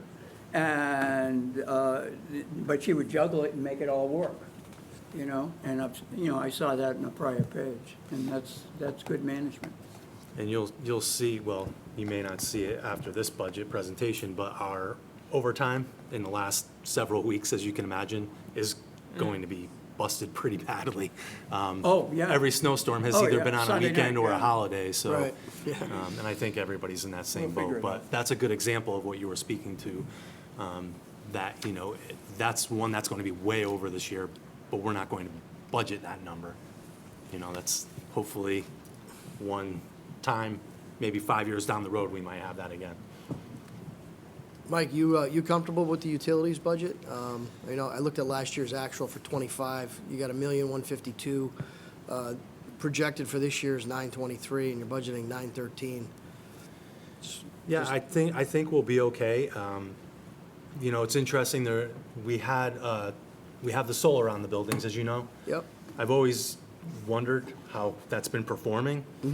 And we received a bill, an electric bill, back in, I believe it was November or December, and it had jumped up like $1,200.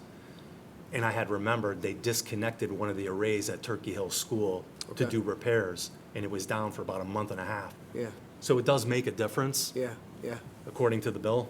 yep. So Yeah. I think we'll be okay.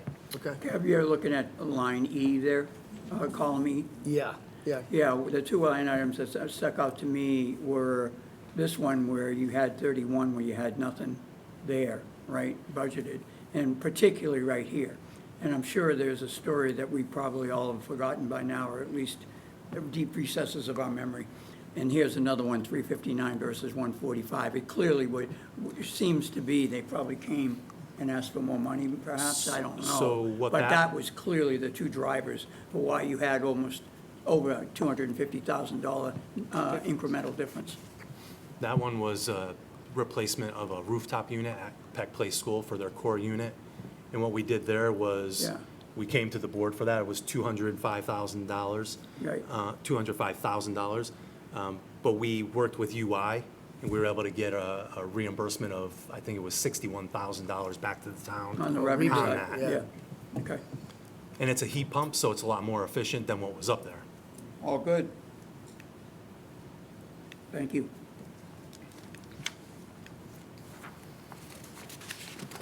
And so this last page is something that we work with the town. It's basically the insurance page, and as I said, this is going up.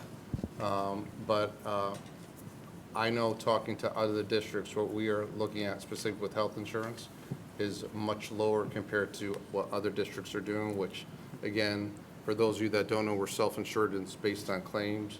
And so we're happy with that piece. As I've shared and alluded to in the past, and questions I received at the board meeting is like, what if, you know, because board members shared, and as I share with board members, is we ask what we need. And if a want becomes a need, the board has been, meaning the Board of Finance has consistently supported us. Mike just mentioned about the rooftop unit. I think there's some things on your agenda right now that you're going to be doing to hopefully support us. And again, thank you in advance if that's what you choose to do. But you've consistently done this, and so I'd just like to close with these comments. I did this last year. The science of reading is something that occurred in the 2023 legislature. Not that that happened, but about forcing districts to buy a program. We elected not to do that. I keep an asterisk there because if it becomes a force, then I would have to come to you and ask for us to buy a program. Our approach implements certain programs, not the ones that the state would like us to use. I want to, again, all these board members have been significant of our success, each in their different role. I'm thinking about Mr. Ziman. Mr. Ziman, along with Mary Wheelander, our state rep, we actually did a presentation along with Dr. Russo and showed exactly what we were doing. And so, again, it's an interesting piece, dancing with the Connecticut State Department of Education sometimes. Sometimes we may step on each other's feet on the dance floor, but this is something that I always like to remind you that I hope that I don't have to come to you, but if we're forced to as a district to do this, I would be coming in asking you for additional funds for a program. And the last piece is the personnel piece. You have in your tables, it's colored about the classroom sections and such. So there are some that are climbing, but again, we all would love a crystal ball of what students may be coming or not be coming. And so again, as years passed, or even back in 2015 where I came back and asked for 6 teachers, that may occur. And I like to just make note of that, so you're aware of that, so you're not taken back if you say, hey, Vince, you didn't mention that at the Board of Finance meeting, but you're aware of that. Hope that won't be the case, but if it is, I hope that you'll be open to that request if that occurs. Vince, could I ask you a question on Sure. that slide rather than wait till that? So Hartford has passed an act called Right to Read. And it says that they have to have a reading program aligned, key verb, I think, with the science of reading. And then we have some words about what that is.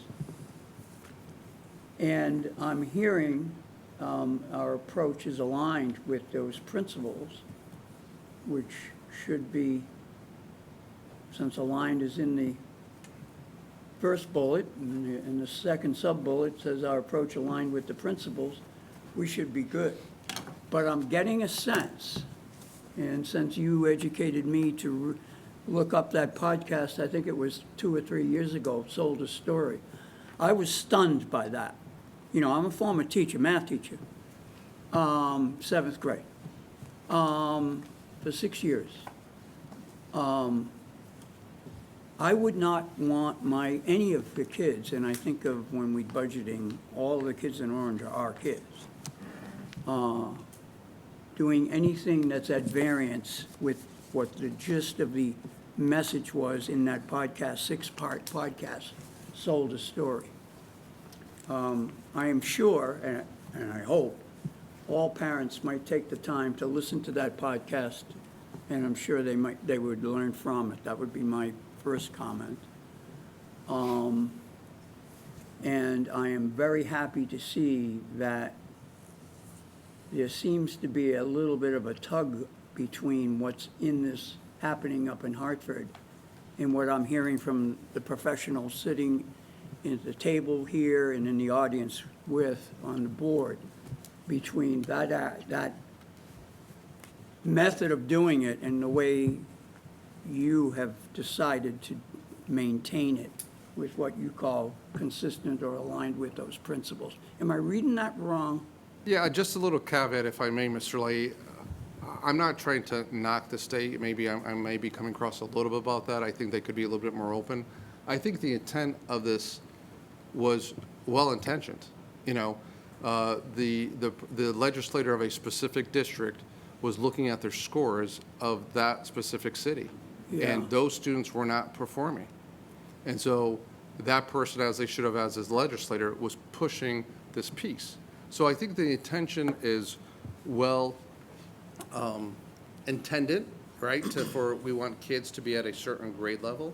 But some of the things where it's developed, where I think at one point there may have been 3 or 4 programs, and then they're adding additional programs, and then they're piecing things together. And if I could remind at least the Board of Finance, this is something that board members already know, we were doing this before this occurred in 2023. And so Right. for us to stop where we were going and the momentum we were building with our teachers Right. to implement something totally new that may have components that were beneficial, but not all, that's where we have to say, let's slow it down and look at it. We continue that professional learning. That's part of what we do.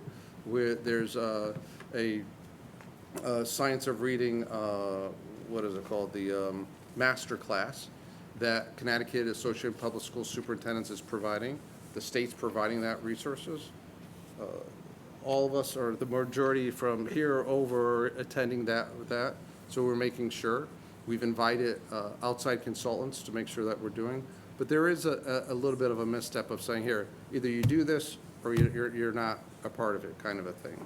It's a little bit more of a kind of one way to think about it instead of this, what I feel, an openness, that if they really came in, looked at the district, see what they saw, had a different process even evaluating the approaches of different districts.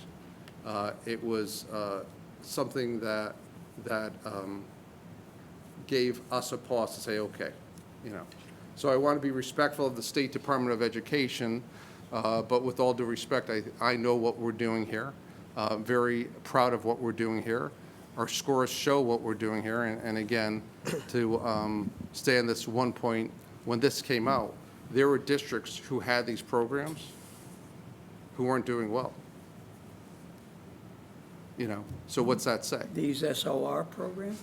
Yeah, there's recommended programs that the state has certified that this is what would be acceptable by them.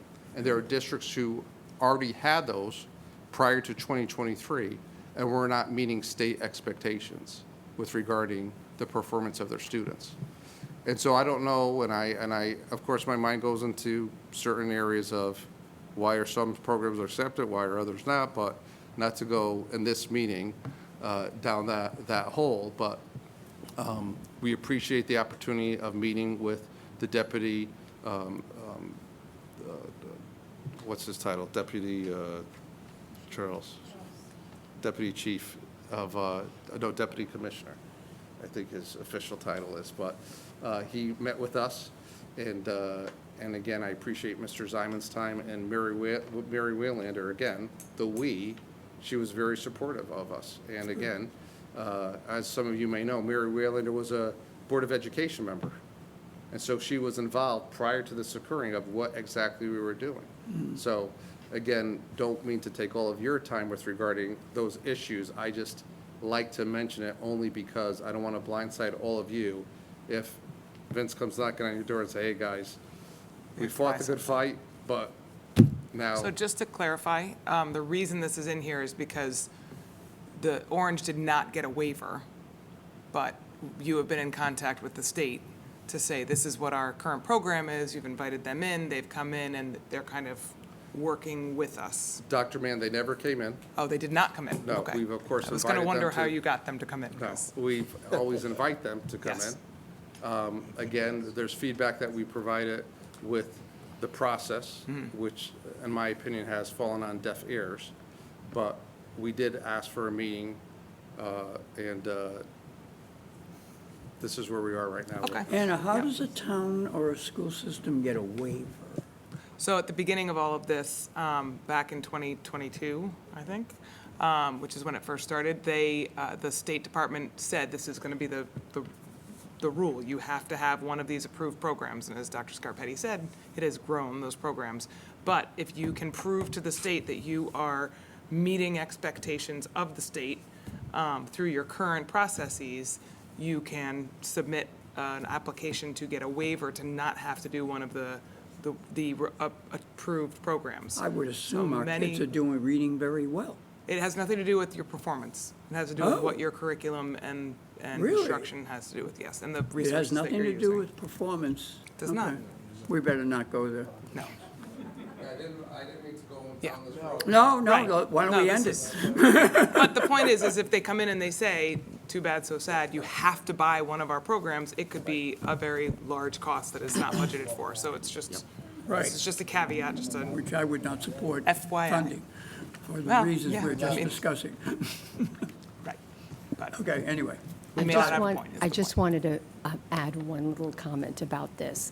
So episode 13 for Sold a Story, that is a great episode for people to listen to because they talk about approved programs and the list. And the evaluators of the programs really were Ed Reports. And Ed Reports is not aligned with the science of reading. It's aligned with the Common Core. So you have programs that were approved with criteria not aligned with the science of reading. We have worked on the science of reading for 11 years, and our program definitely meets the body of basic research. So I just want everybody to feel really good about what we're doing in Orange. It's better than what anybody is doing, regardless of any program on that list. And hence my attitude about if someone told us to do it for $1.50, I wouldn't want to fund it, okay? Because our kids are doing very well, and I think you guys are leaders in this. And And, you know, as Dr. Scarpetti, Mom told us, right? You said at the very beginning of your statement, Dr. Scarpetti, well said. as Dr. ahead. Scarpetti mentions, our biggest expense is the staff, and we are paid to think, to apply the research, and to create those resources ourselves. We can do this. You know, when we create the resources, it costs 48 cents to prepare the packets, but the thinking involved in the work, that's what we invest our money in. And I don't mean to sound like a broken record, I've repeated this several times, time and time again, especially during this time. Programs don't teach students, teachers teach students. And I think that's a huge piece that I'm very proud of our educators in our school system. And again, it's not easy work. It's not easy work. No. And the changes that have occurred in education. But yes, I do, to Dr. Mann's point, just a little caveat, because I don't like to blindside all of you with regards to any of this, and that's why I also mentioned about if personnel is needed. Right. Just a little reminder, as I've done in the past. So here we are, again, asking for a 2.08% increase with what we currently have shown you. And again, the floor, I give it back to you, Mr. Houlihan, and your group with regards to that. And before I end, as I've done this before, any of you are welcome to come into our schools for any reason. Please stop on by. If you want to look at what we do with regarding the science of reading, please let us know. We'll be more than happy to show specifically how our approaches with regards to that. But for any reason, please let us know. We'll be happy to have you at our schools.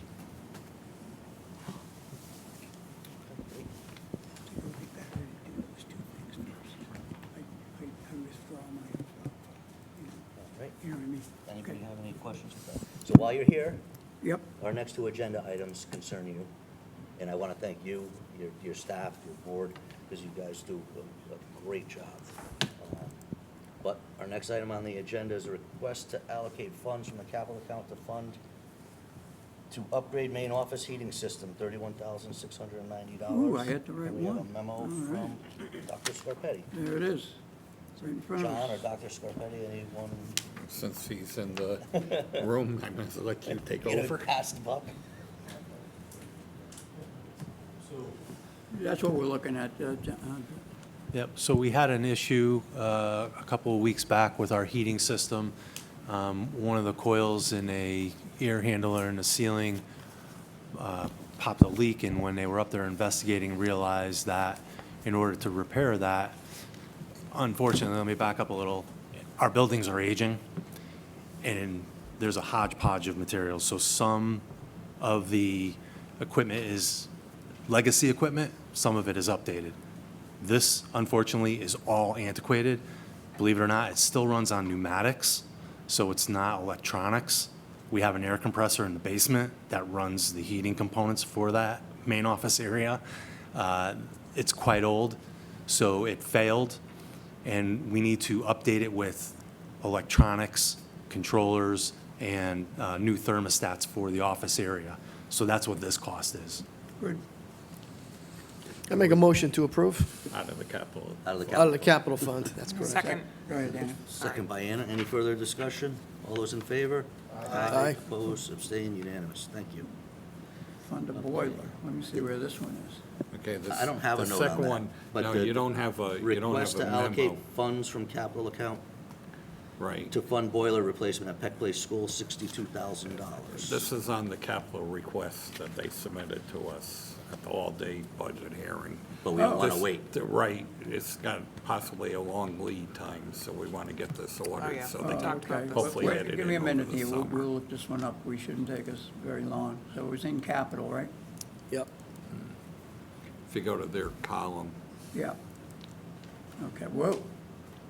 Talk about a violation. Okay, so BOE is over here, so it's a $62,000 one, this thing? Right. What was in the high range of It's a high- recommendations, Yeah, it's high right? priority, yeah. yeah. Yep. So Yeah, that we would, that would be replace it. another 62,000 out of the capital fund, the motion. Can we do that now, or are you saying Yes, we have that's to why we're wait? doing it. Okay. Doing now. That's why it's here. We Again, have to we're do it trying now. to do this now so they could order it and hopefully get it in Well, over the I'll make the summer. motion then. Motion by- Second by Ajit. Any further discussion? All those in favor? Aye. Aye. Opposed, abstained, unanimous. Okay, thank you very much. 26. Thank you, folks. Thank you again. As I shared earlier in the presentation, you've consistently, all of you have supported us. And again, from the bottom of my heart, for everyone who works with me, I know the board appreciates it, the principals, the whole entire community. Like I said, the relationship that we've established is special in many ways, so thank you for allowing us to keep on coming to you outside of the budget to come to with things that have popped up over the years. Greatly appreciate it. No, no, and you and Mike and your board, you know, and we've worked together now, I guess it's since 2013? 11 years. Okay. That's insane. One thing you've never, Remember that, not- Dr. Mann? you know, not to blow smoke, but you come in with what you need. You don't come in at 5 knowing that, oh, we're gonna cut it down and you really only need 3. You guys, with Mike, I've always come, this is what we need. So I appreciate that over all the years.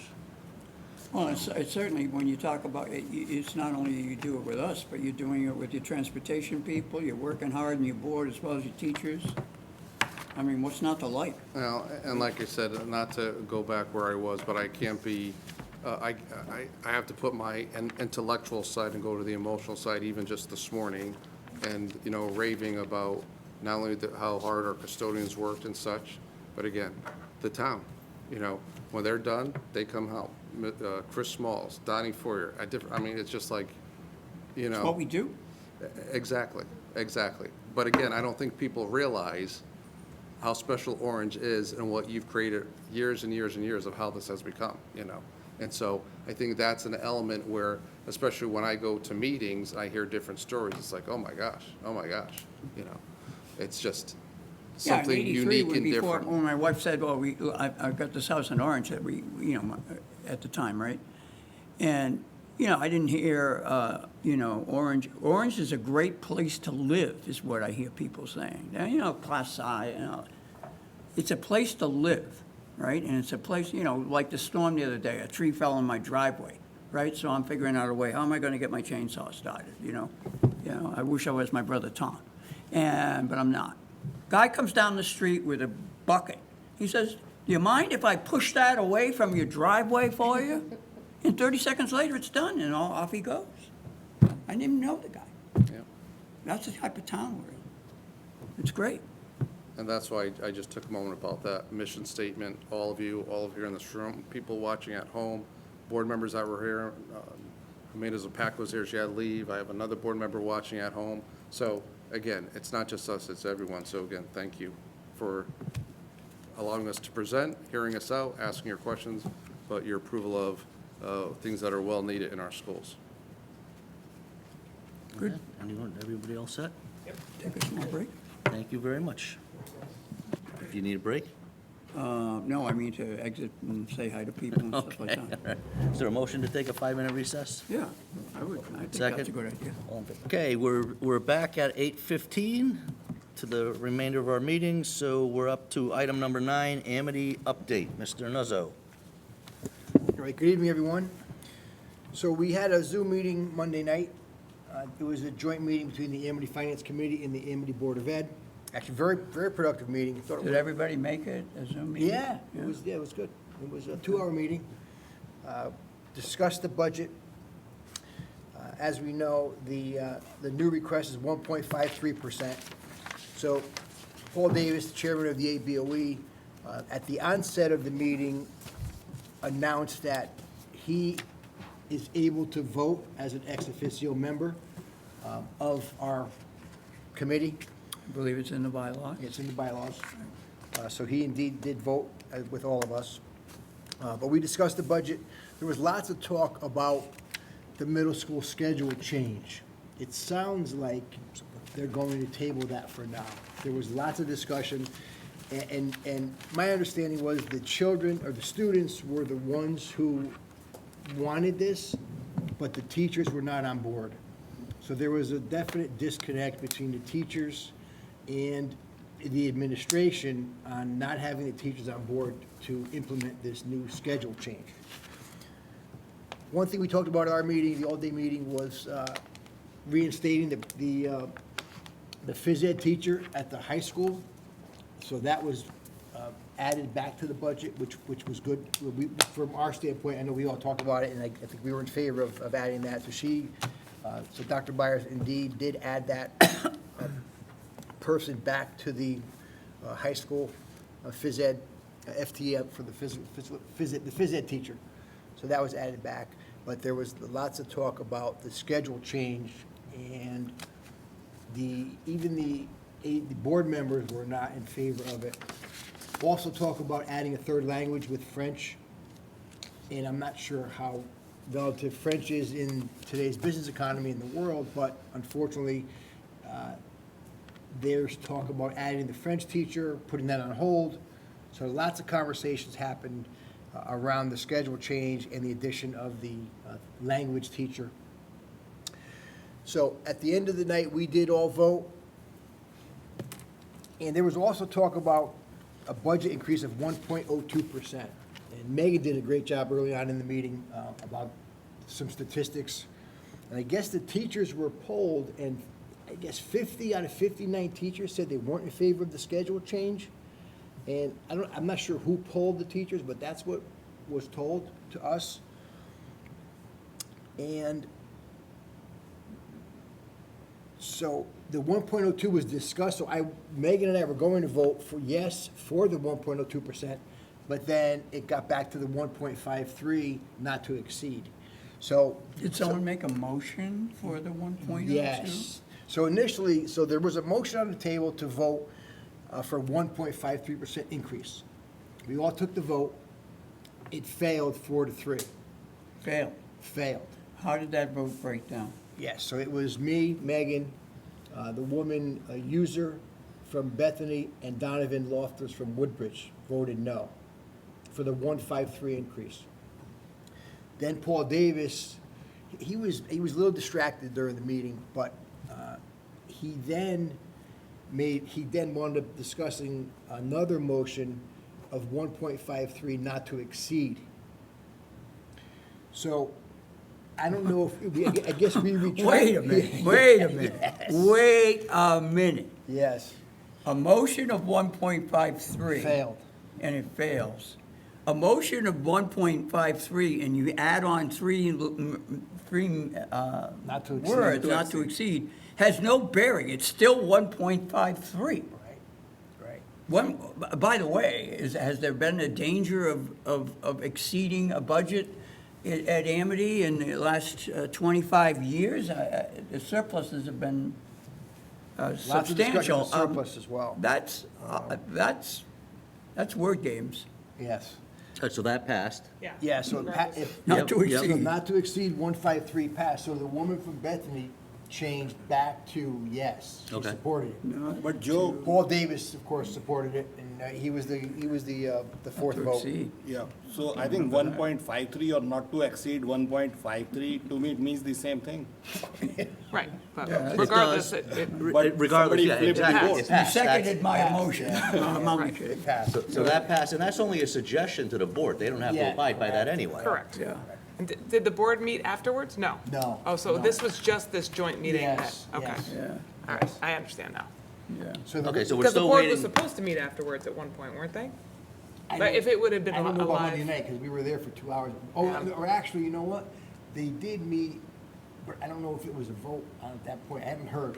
Yeah. So I don't know. Did you hear? I haven't heard. No, I don't know. haven't heard. Yeah, but maybe that's why they don't have it live streamed, because it wasn't an actual board meeting. It was just this joint AFC. Okay. Yeah, I don't know, whatever. I So- didn't know if it was. So our recommendation was to go to the board, and they're going to Yeah, figure out the schedule change, the French teacher not adding the teacher, the elective. So it was a long discussion, which just told me that the administration did not communicate correctly with the teachers. That was the message that we all heard. It was unfortunate, but again, it sounded that the kids really wanted this, to not. Yeah, I mean, guess the they all- impetus, they the all take impetus, music. yeah, the impetus is actually, yeah, I think that they, as Dr. Byers told us, they've tried to pull the kids, and they've been Yeah. doing a lot of research. The original impetus is to try to get the two middle schools on the same schedule. Okay. Yeah. That's been for many, many years, because they are on different schedules. Is it time starting, Anna? No, the time frame are the same, but the actual schedules are a little bit different. They don't meet the same amount of time, and they don't follow the same schedule. So that has been something that precedes Dr. Byers. And this becomes a complication when you have resources that are utilized in each of the two schools. It's hard, yeah, or between the high school and one of the middle schools, right?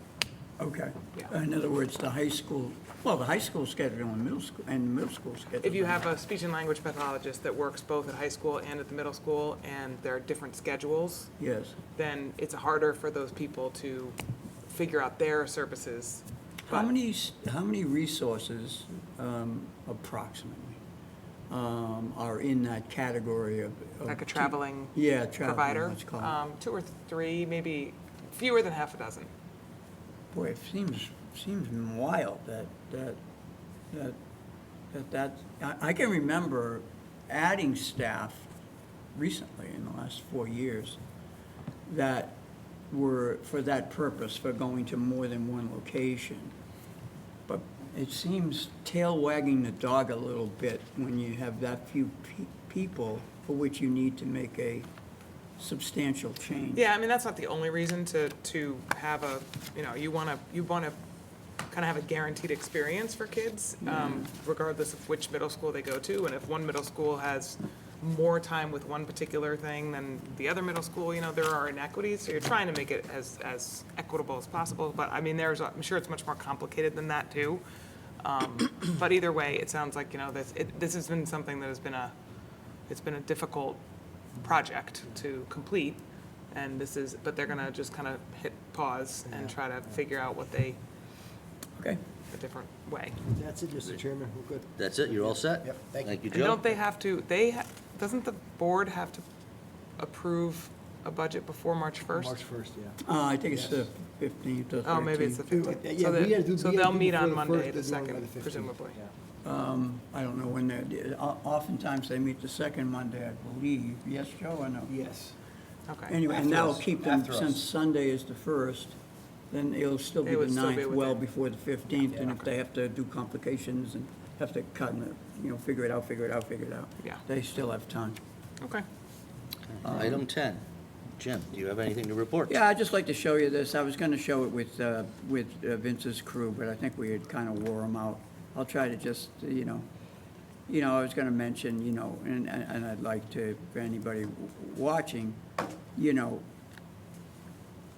and I think you guys are well aware of it, and these are the same exact slides that I took from last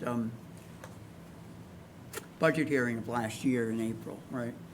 And what we're really saying is, these are the budget components. You have Amity in the yellow, you have the town, Orange BOE in the blue. You have the town departments in the orange, and then you have a little bit of capital and debt, and it adds up to whatever the number is. And, I throw a couple of comments on our Orange BOF Emeritus, Kevin. I'm not sure I spelled his name right, I hope I did. I think you did.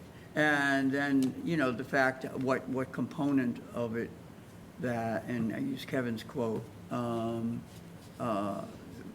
for the amount of, this is the data, right? The amount of money in education, and as we all know, in a certain way, the Orange BOE is kind of understated because we pick up all the facilities in the town and that kind of thing. So that was one thing. The other thing, these are ones I used a couple years ago. People have, as we talked with Vince, I came here, well, more than 4 decades ago. Now, 43 years I'm in, because of the community and the school system. And, what I've noticed over the years, and it's, a process, right? We're trying to get from kindergarten and all through grade 12, don't blind yourself of what might be happening in grade 3 or grade 5, right? What we're trying to do is at the end of the process, all right, if we want to optimize something, we're not trying to optimize the experience in grade 4, all right, or whatever it's to come out the end with a good product in a sense. And what I looked at is, and you've seen some of these numbers before in another year, but in their proposal, their number average student-teacher ratio is the 17.6. And when I first started in Orange, it was that. And there was a study in 2014. I didn't throw it into the deck here, but I still have the data that was collected by the superintendent back then, Lynn McMullen, if I remember right. This I looked up this weekend. I just went online, and this is what I found. All right, and I looked, okay, I know it's Durg B, and I just, this is from the website. And I just wanted to show it to you that that's what I found, okay?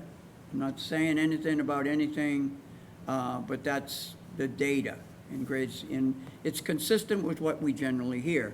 If you want to invest in smaller class sizes in the lower grades, and as they get further along in the years, and the same thing happens in high school probably, because they're going to go to college where they're in need big, enormous things. You want to, if you have to, you want the progression to have more kids in a class. If you have to make that decision, you want to have a smaller one in grades 1 and 2. So I just put that in. I took the average of those numbers, by the way. 18 and 23 is 20 and a half. So I just wanted everybody to realize that what we have now and what we've had for a long time is that we have maintained what I call quality educational experiences for our children. But class size is really only one of the key variables.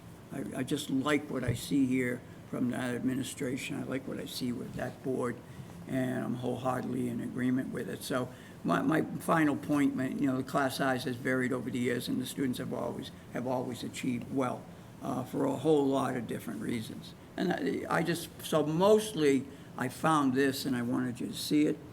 I have gone back to that website today, and they have stuff that's about the same, but not exactly what I did. But what I did is I copied this out of that website. And so it may be, and I had clicked around looking for stuff. It wasn't exactly, here it is, but I just wanted to share it with you guys. And the key findings that was at the website, I didn't make them up, but they're consistent with what they say up above. Targeted averages, district guidelines, some trends do it way less. They mentioned 17.3 for Guilford in 1 year, and slightly above in Trumbull in 25-26. And again, these are our Durg. This is what we're kind of compared against, I guess. So I just want to share it with you guys. So if you have any questions or comments, I'd be happy to. I'd just like to make a comment about secondary. That's exactly the kind of guidelines that, you use for elementary schools. And when you're considering FTEs for elementary, you can do a kind of direct correlation of enrollment versus your FTE for teachers. Yeah. It is much more difficult secondary because you have teaming in the middle schools. You have, so for example, you might, you know, if you have a team of 75, you're still going to need 4 people or 5 people on that team if you're going to do the 4 core subjects plus the language. Or at Amity's case, when they were trying to put in that PE or health person. So irrespective of how many kids you have on that team, you're still going to have those 5 teachers, and you're going to need your I was over at multiple Peck teams. Place the other day just to say hi, and then all of a sudden, it's an hour and a half later, and I had been, I'm sorry, the principal at Peck. Trish. Lasso, yes. Was just, you know, like I was somebody, you know, hey, I'm just coming back from my doctor's appointment. But I'll tell you what, there's a lot of other helpers in those classrooms that are Well, if they very, have a one- if they very have valuable. One person very per kindergarten, valuable. that's a lot. Yeah. But, and then in the high school, it's completely different because, you know, you could have AP Chem where there are 4 kids taking AP Chem. Yeah. So you know, but then you have a regular chemistry course where there's 24 kids. Yeah. And OSHA guidelines dictate that you can't have more than 24 people in a lab because of the lab. Yeah. Versus in English class, you have 28 kids in a class. So the sizes are different in elementary in terms of your Sure. class ratio and class sizes versus secondary. So a lot of districts like Brookfield we actually redid that last year for class sizes. There's even comment. We upped the secondary because it had been much lower and it was not appropriate. So the secondary and the elementary are two different beasts. Oh, good. But it's great that Orange has such a No, low, to me, low they- class they're size doing- average. they're It's great. doing good. Okay, thank you very much. AP Cam with 4 students, high schools are required to run those No. classes? They're not required? No. And that's very inefficient also, like, Well, right, and that's why a lot of classes won't run, is because if there's low enrollment, then they don't run. To make a decision. However, you know, with and I don't know where Amity is in terms of AP Chem. I was just pulling that one because many kids don't take AP Chem. It's one of the hardest AP classes you can take. Yeah, But Tom for used to example, take yeah, that. Tom was a, And he had lots of kids in his yeah, it class. depended. It ebbed and flowed. We're talking about Well, ebbing you and probably know flowing. better than me. I do Okay. know. But for example, if there is an elective that has very low enrollment, then it's not gonna run.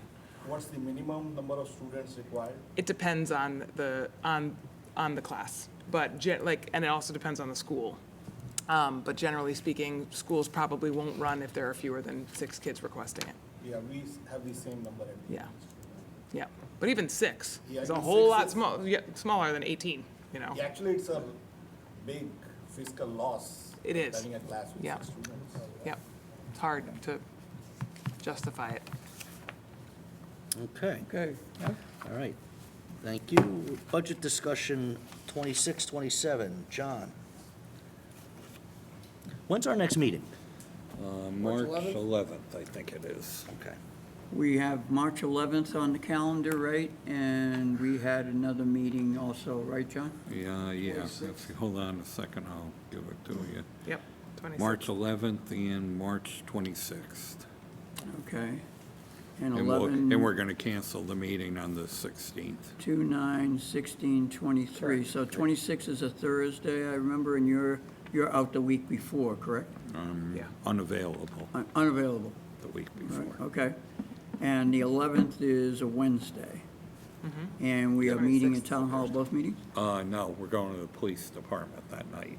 The 11th. For both, or 11. just the Please, 11? thank you. Yeah. And it's a 7 o'clock start as of now?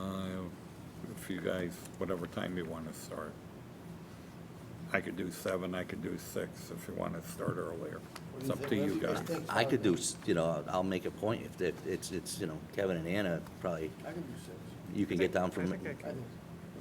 So let's- Hugh Bridge? Let's start it at Yep. 6. Hugh Bridge, 6, okay? let's do 6 then. It was tonight. Okay. All right, so 6 All right, on the great. 11th, and John will remind us in the headline. What I plan on doing that night, I'll present you with my cuts. I'll give you what the mill rate should be, what the mill rate would be with those cuts, and we can peruse them and decide whether you want them, or if you want to add more or less, or whatever, and then I'll take back whatever we do that night, and then the next meeting, I'll have the final numbers for you. We could approve the budget and move it to referendum. We should be able to punch them in right here, John.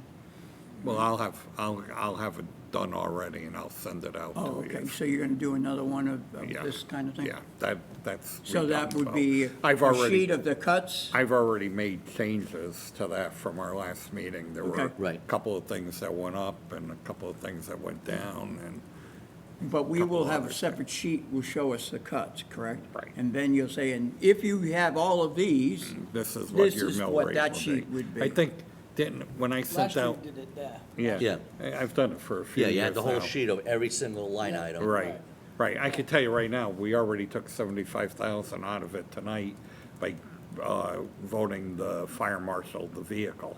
That Right. was in his regular budget. Right.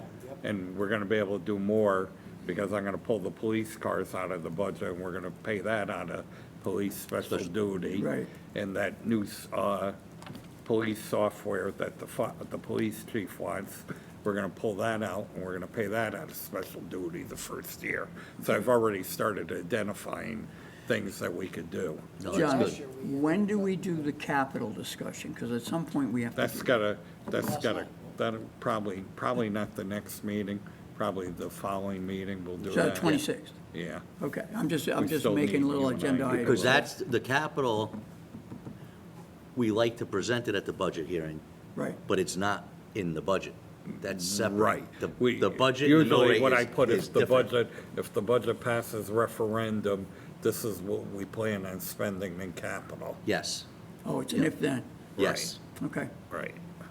Because you never know, if the budget goes down, you might want to pull some of that out and Correct. use it to So- offset some of the tax increase. What we can do and they might be able to do, your call, okay, or you and Kevin's call, you make the agenda.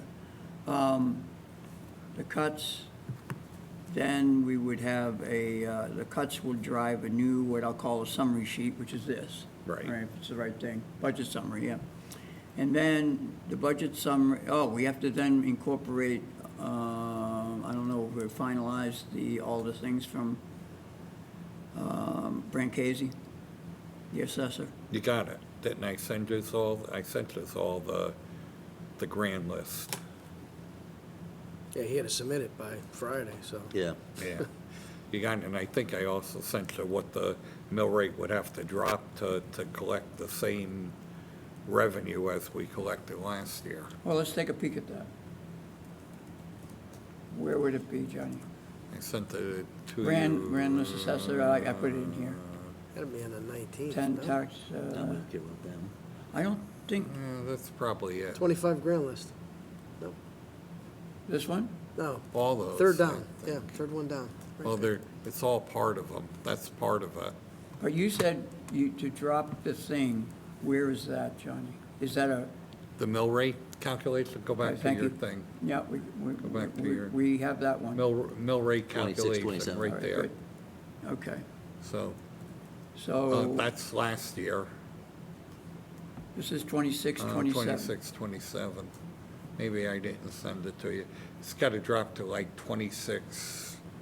Well, hold on, remember I asked you to send me maybe it's in What's this that one. other one? Yeah, Is that got Yeah, a that's different? Okay, that's it. so you owe me an Excel So it's file. got to drop to 26.4, and we would collect the same revenue as we collected last year at 29.1.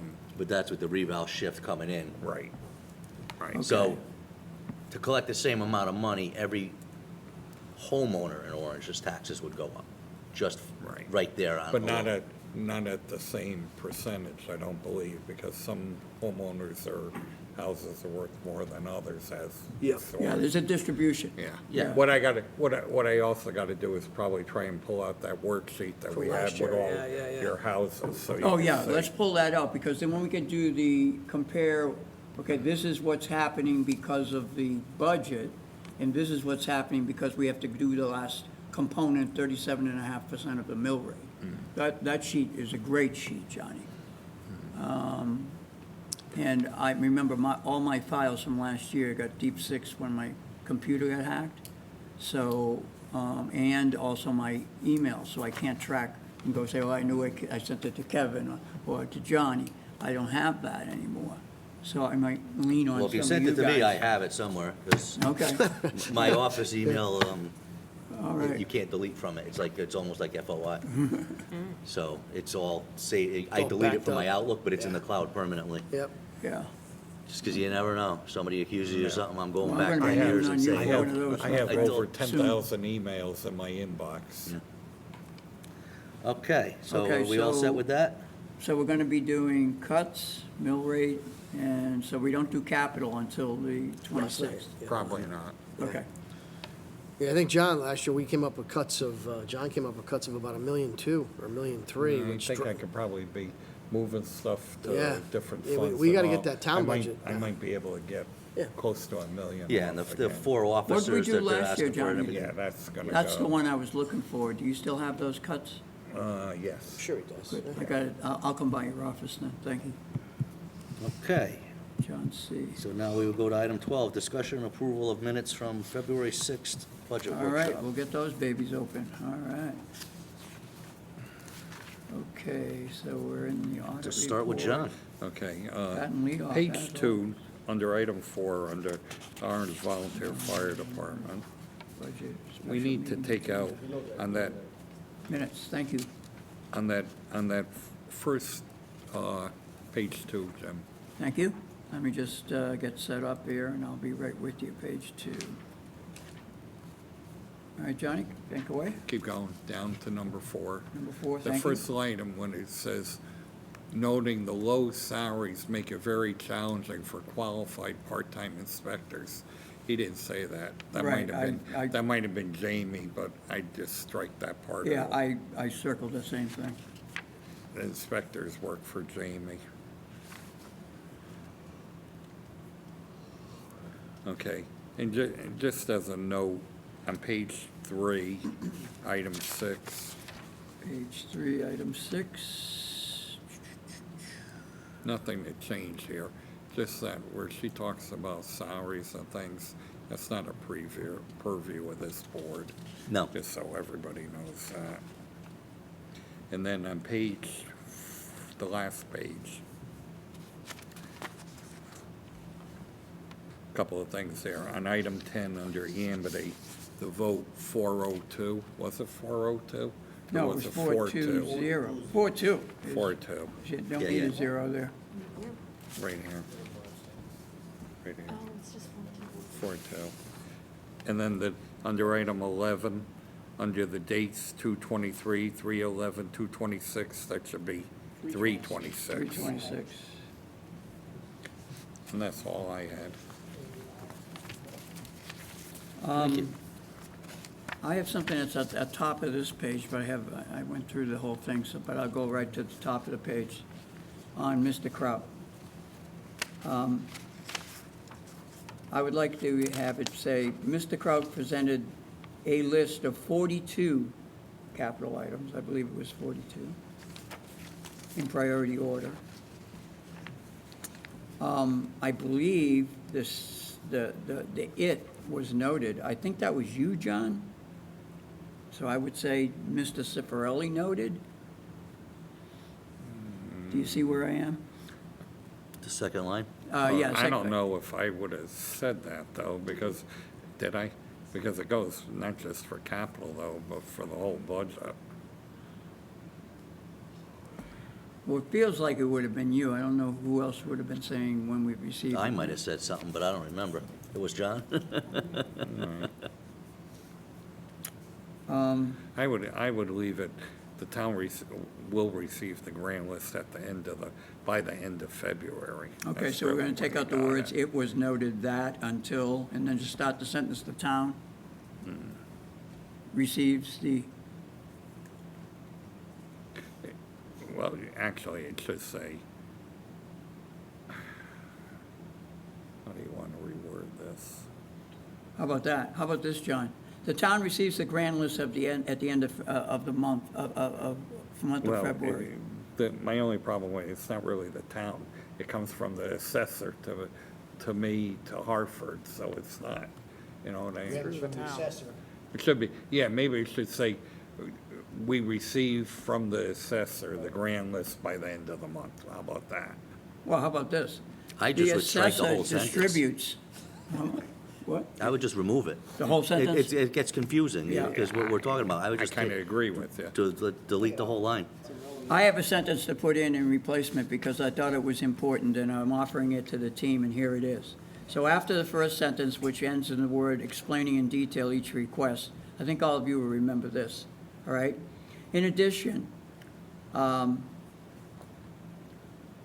Mr. Kraut mentioned he reviewed firsthand all the items and related facilities prior to meeting with us. I believe he stated that to us. And I thought that was a pretty important, He said he did a walkthrough. a walkthrough of everything. Yeah, You want to edit that, John? Kevin, I'll say it. because he another- kind of, that would probably go below where the next bullet, where he's talking about his new position. Okay. Yep. Drop it in there. Okay, so how about this? He advised that the new position had been an educational experience for him as he received a much broader view of the town. In fact, he reviewed, what was the word you, he conducted a walk-around to review firsthand, Deb, all right, all of the items, all of the 42 listed items. How about, just end it there? Yeah. That works. Okay, back on something else. Deb, on page 1, down near the bottom of the first item, the last bullet, where I think we want board members rather than commission members. Okay?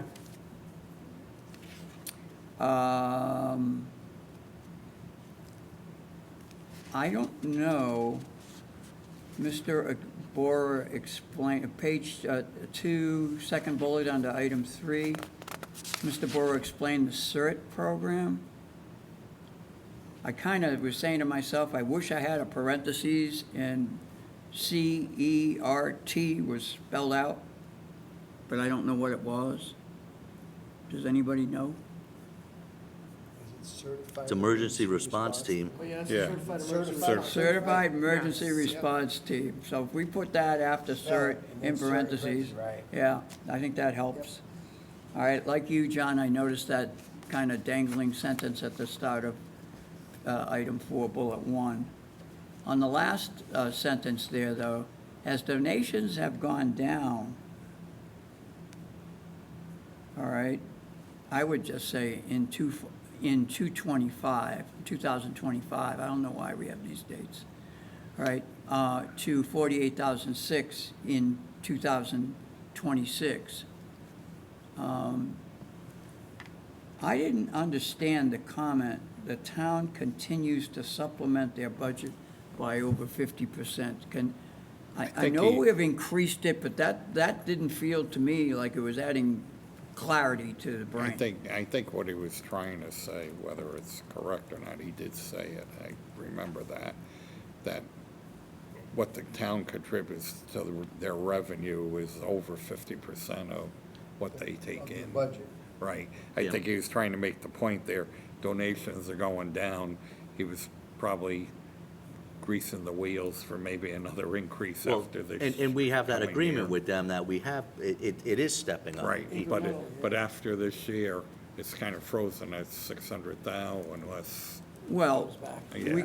we could investigate whether or not their marketing campaign could use a boost in terms of the process. I'm happy to help. And, you know, one of the things they have also done is they no longer are doing boot drives for some reason, which used to get them, you know, they did like 3 a year, 10 grand at a time. That might be the difference between 48 and 78. But I can, do you feel, Johnny, that the last sentence here, I shouldn't be doing that, needs to be edited, because to me, it doesn't make any sense. the one that starts as donations. Yeah, as donations have come down from 78 odd in 2025 Well, I to think you- 48 odd in 2026, how do we end that sentence? that's fine. I mean, it's getting the point across. How about just this, Deb? The Take town out that. continues to supplement their budget, end it. Yeah, Okay. No need for. Continues to supplement Yeah. their budget. Period. Take off the over 50%. Thank you. No good. Good, good. We have two of these listed on body return to the meetings. We got one after number 5, and then we had another one over here. I don't know exactly when he came in. I think it was the earlier one, but we don't have it twice. Actually, can't be 10:30 PM, it's gotta be AM. Well, AM, but it can't be twice. Took a couple phone calls. Yeah. Okay. I think it was, the second bullet under case memorial, I believe she didn't request 5K. She requested an increase of 5K. Correct. All right, so we need to put that in. A little bit further down, home stretch team, thank you for your patience. Ms. Johnson.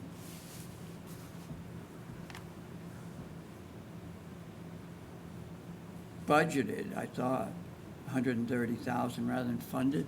Kevin, is the word funded right? I would probably requested. Requested, yeah, thank you. Again, the final one on the final time. Oh, Mr. Mangello, okay, last bullet there, information systems. Hang with me, it's a long sentence. Mr. Leahy asked how it with towns, and Mr. Mangello advised he would investigate. Okay. He noted the town has 3 security levels in place, and he is not concerned about security breach as what I would put, the way I remembered it, and I drew a graphic of it, multiple, sequential firewalls are in place, right? It isn't that they're multiple, but they were multiple ones and they were sequential. In other words, you had to get through one to get through the other one to get through the other one, which in my mind made it stronger. So that's what I would offer as an. That's all I got. Thank you very much. Anyone else? Okay, is there- Motion to approve. Motion to approve by Kevin, is there a second? second? Second by Hannah, any further discussion? All those in favor, aye. Aye. Aye. Opposed, abstained, unanimous, thank you. Item 13, to review revenue expense reports for February 2026. John, is there anything? It's just 2 things I'll call your attention to. In the legal account, we're way over budget on the labor attorney. Okay, what page are we on, Johnny? I don't have it in front of me. Oh, okay, let me just get it up and we'll, Hold on a second. so you're talking about expense, right? Correct expense. Okay, so we get rid of this here. Okay, legal, there it is, Page 4. page 4, and we'll Page boost it 4. up. I think we can read that. We're 52,000 on that account in the hole and climbing.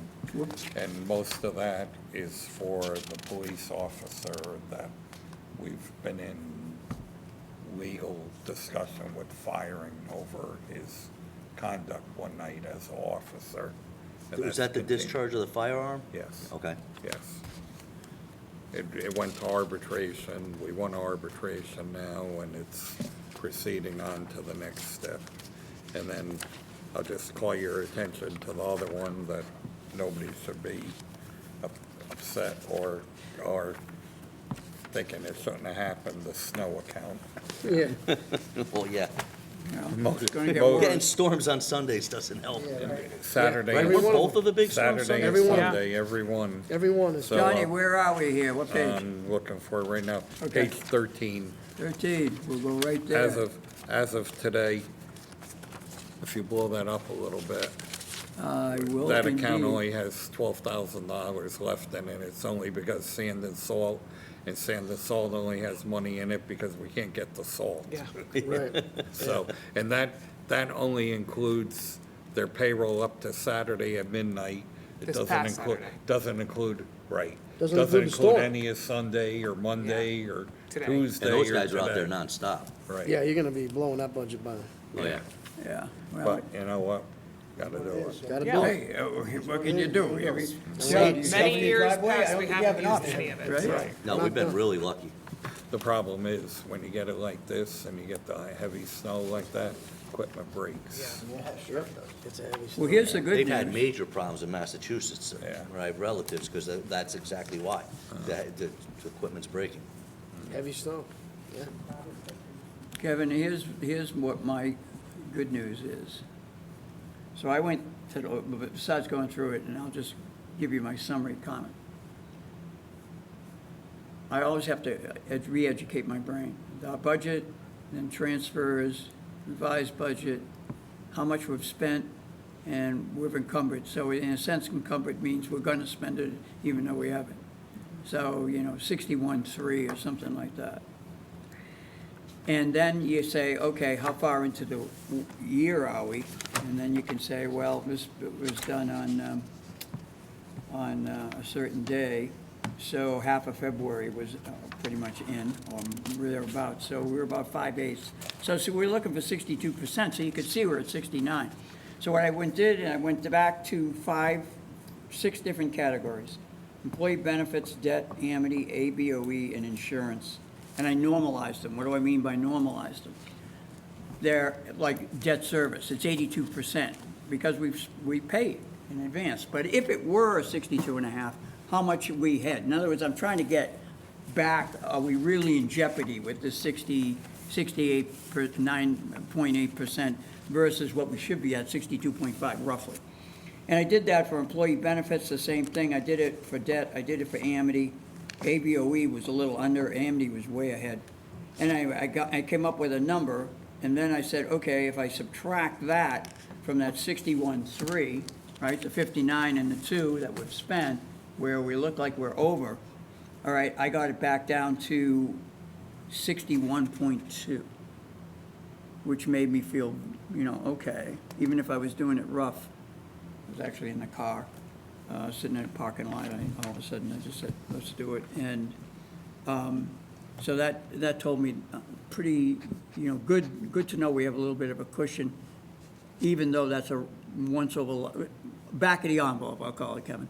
All right, but I think it's intellectually pretty sound, and I have the actual data here. I was gonna type it up, and I was. You don't happen to have the revenue from June or September when I gave you the revenue report for June 30th and 25? I'd be interested in seeing what we collected there Oh, compared to hold the on, I audit. probably have it right here, right? Compared to what? The audit, where it showed that.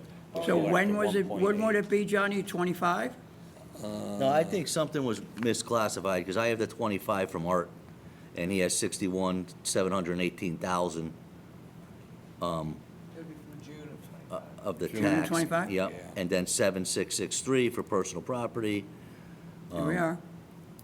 so I have Art's sheet, I don't have that, but. Well, let's take a yeah. peek. It only take a second. This is revenue, right? So it must be on page 2, real property.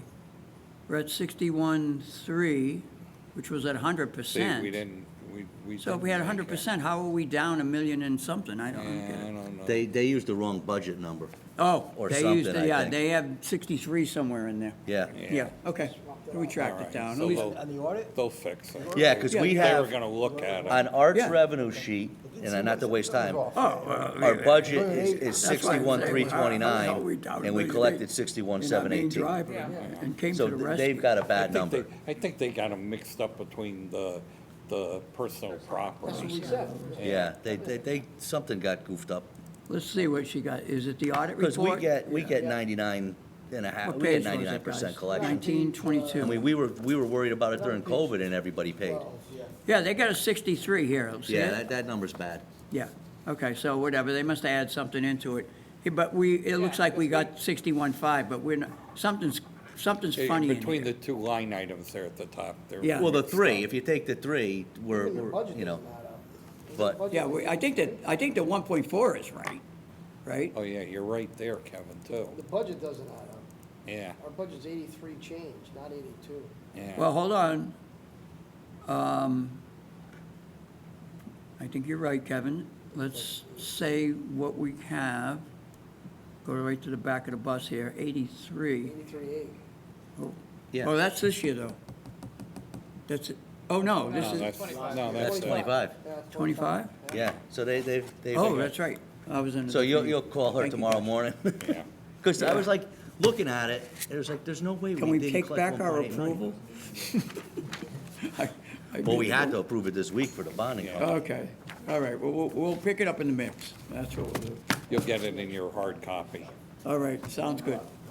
All right, I've had enough, Kevin. I mean, I did a lot on it, but I can do it now. yeah, we'll start in our next meeting early, so Hey, we can. whatever, man. Okay, you need So- a Do what we motion. have to do. Motion So, to adjourn, job. is there a second? All those in favor? Joe, you're missing out Aye. on this, Joe. You're gonna Meeting you're gonna adjourned at 9 second it? o'clock. You-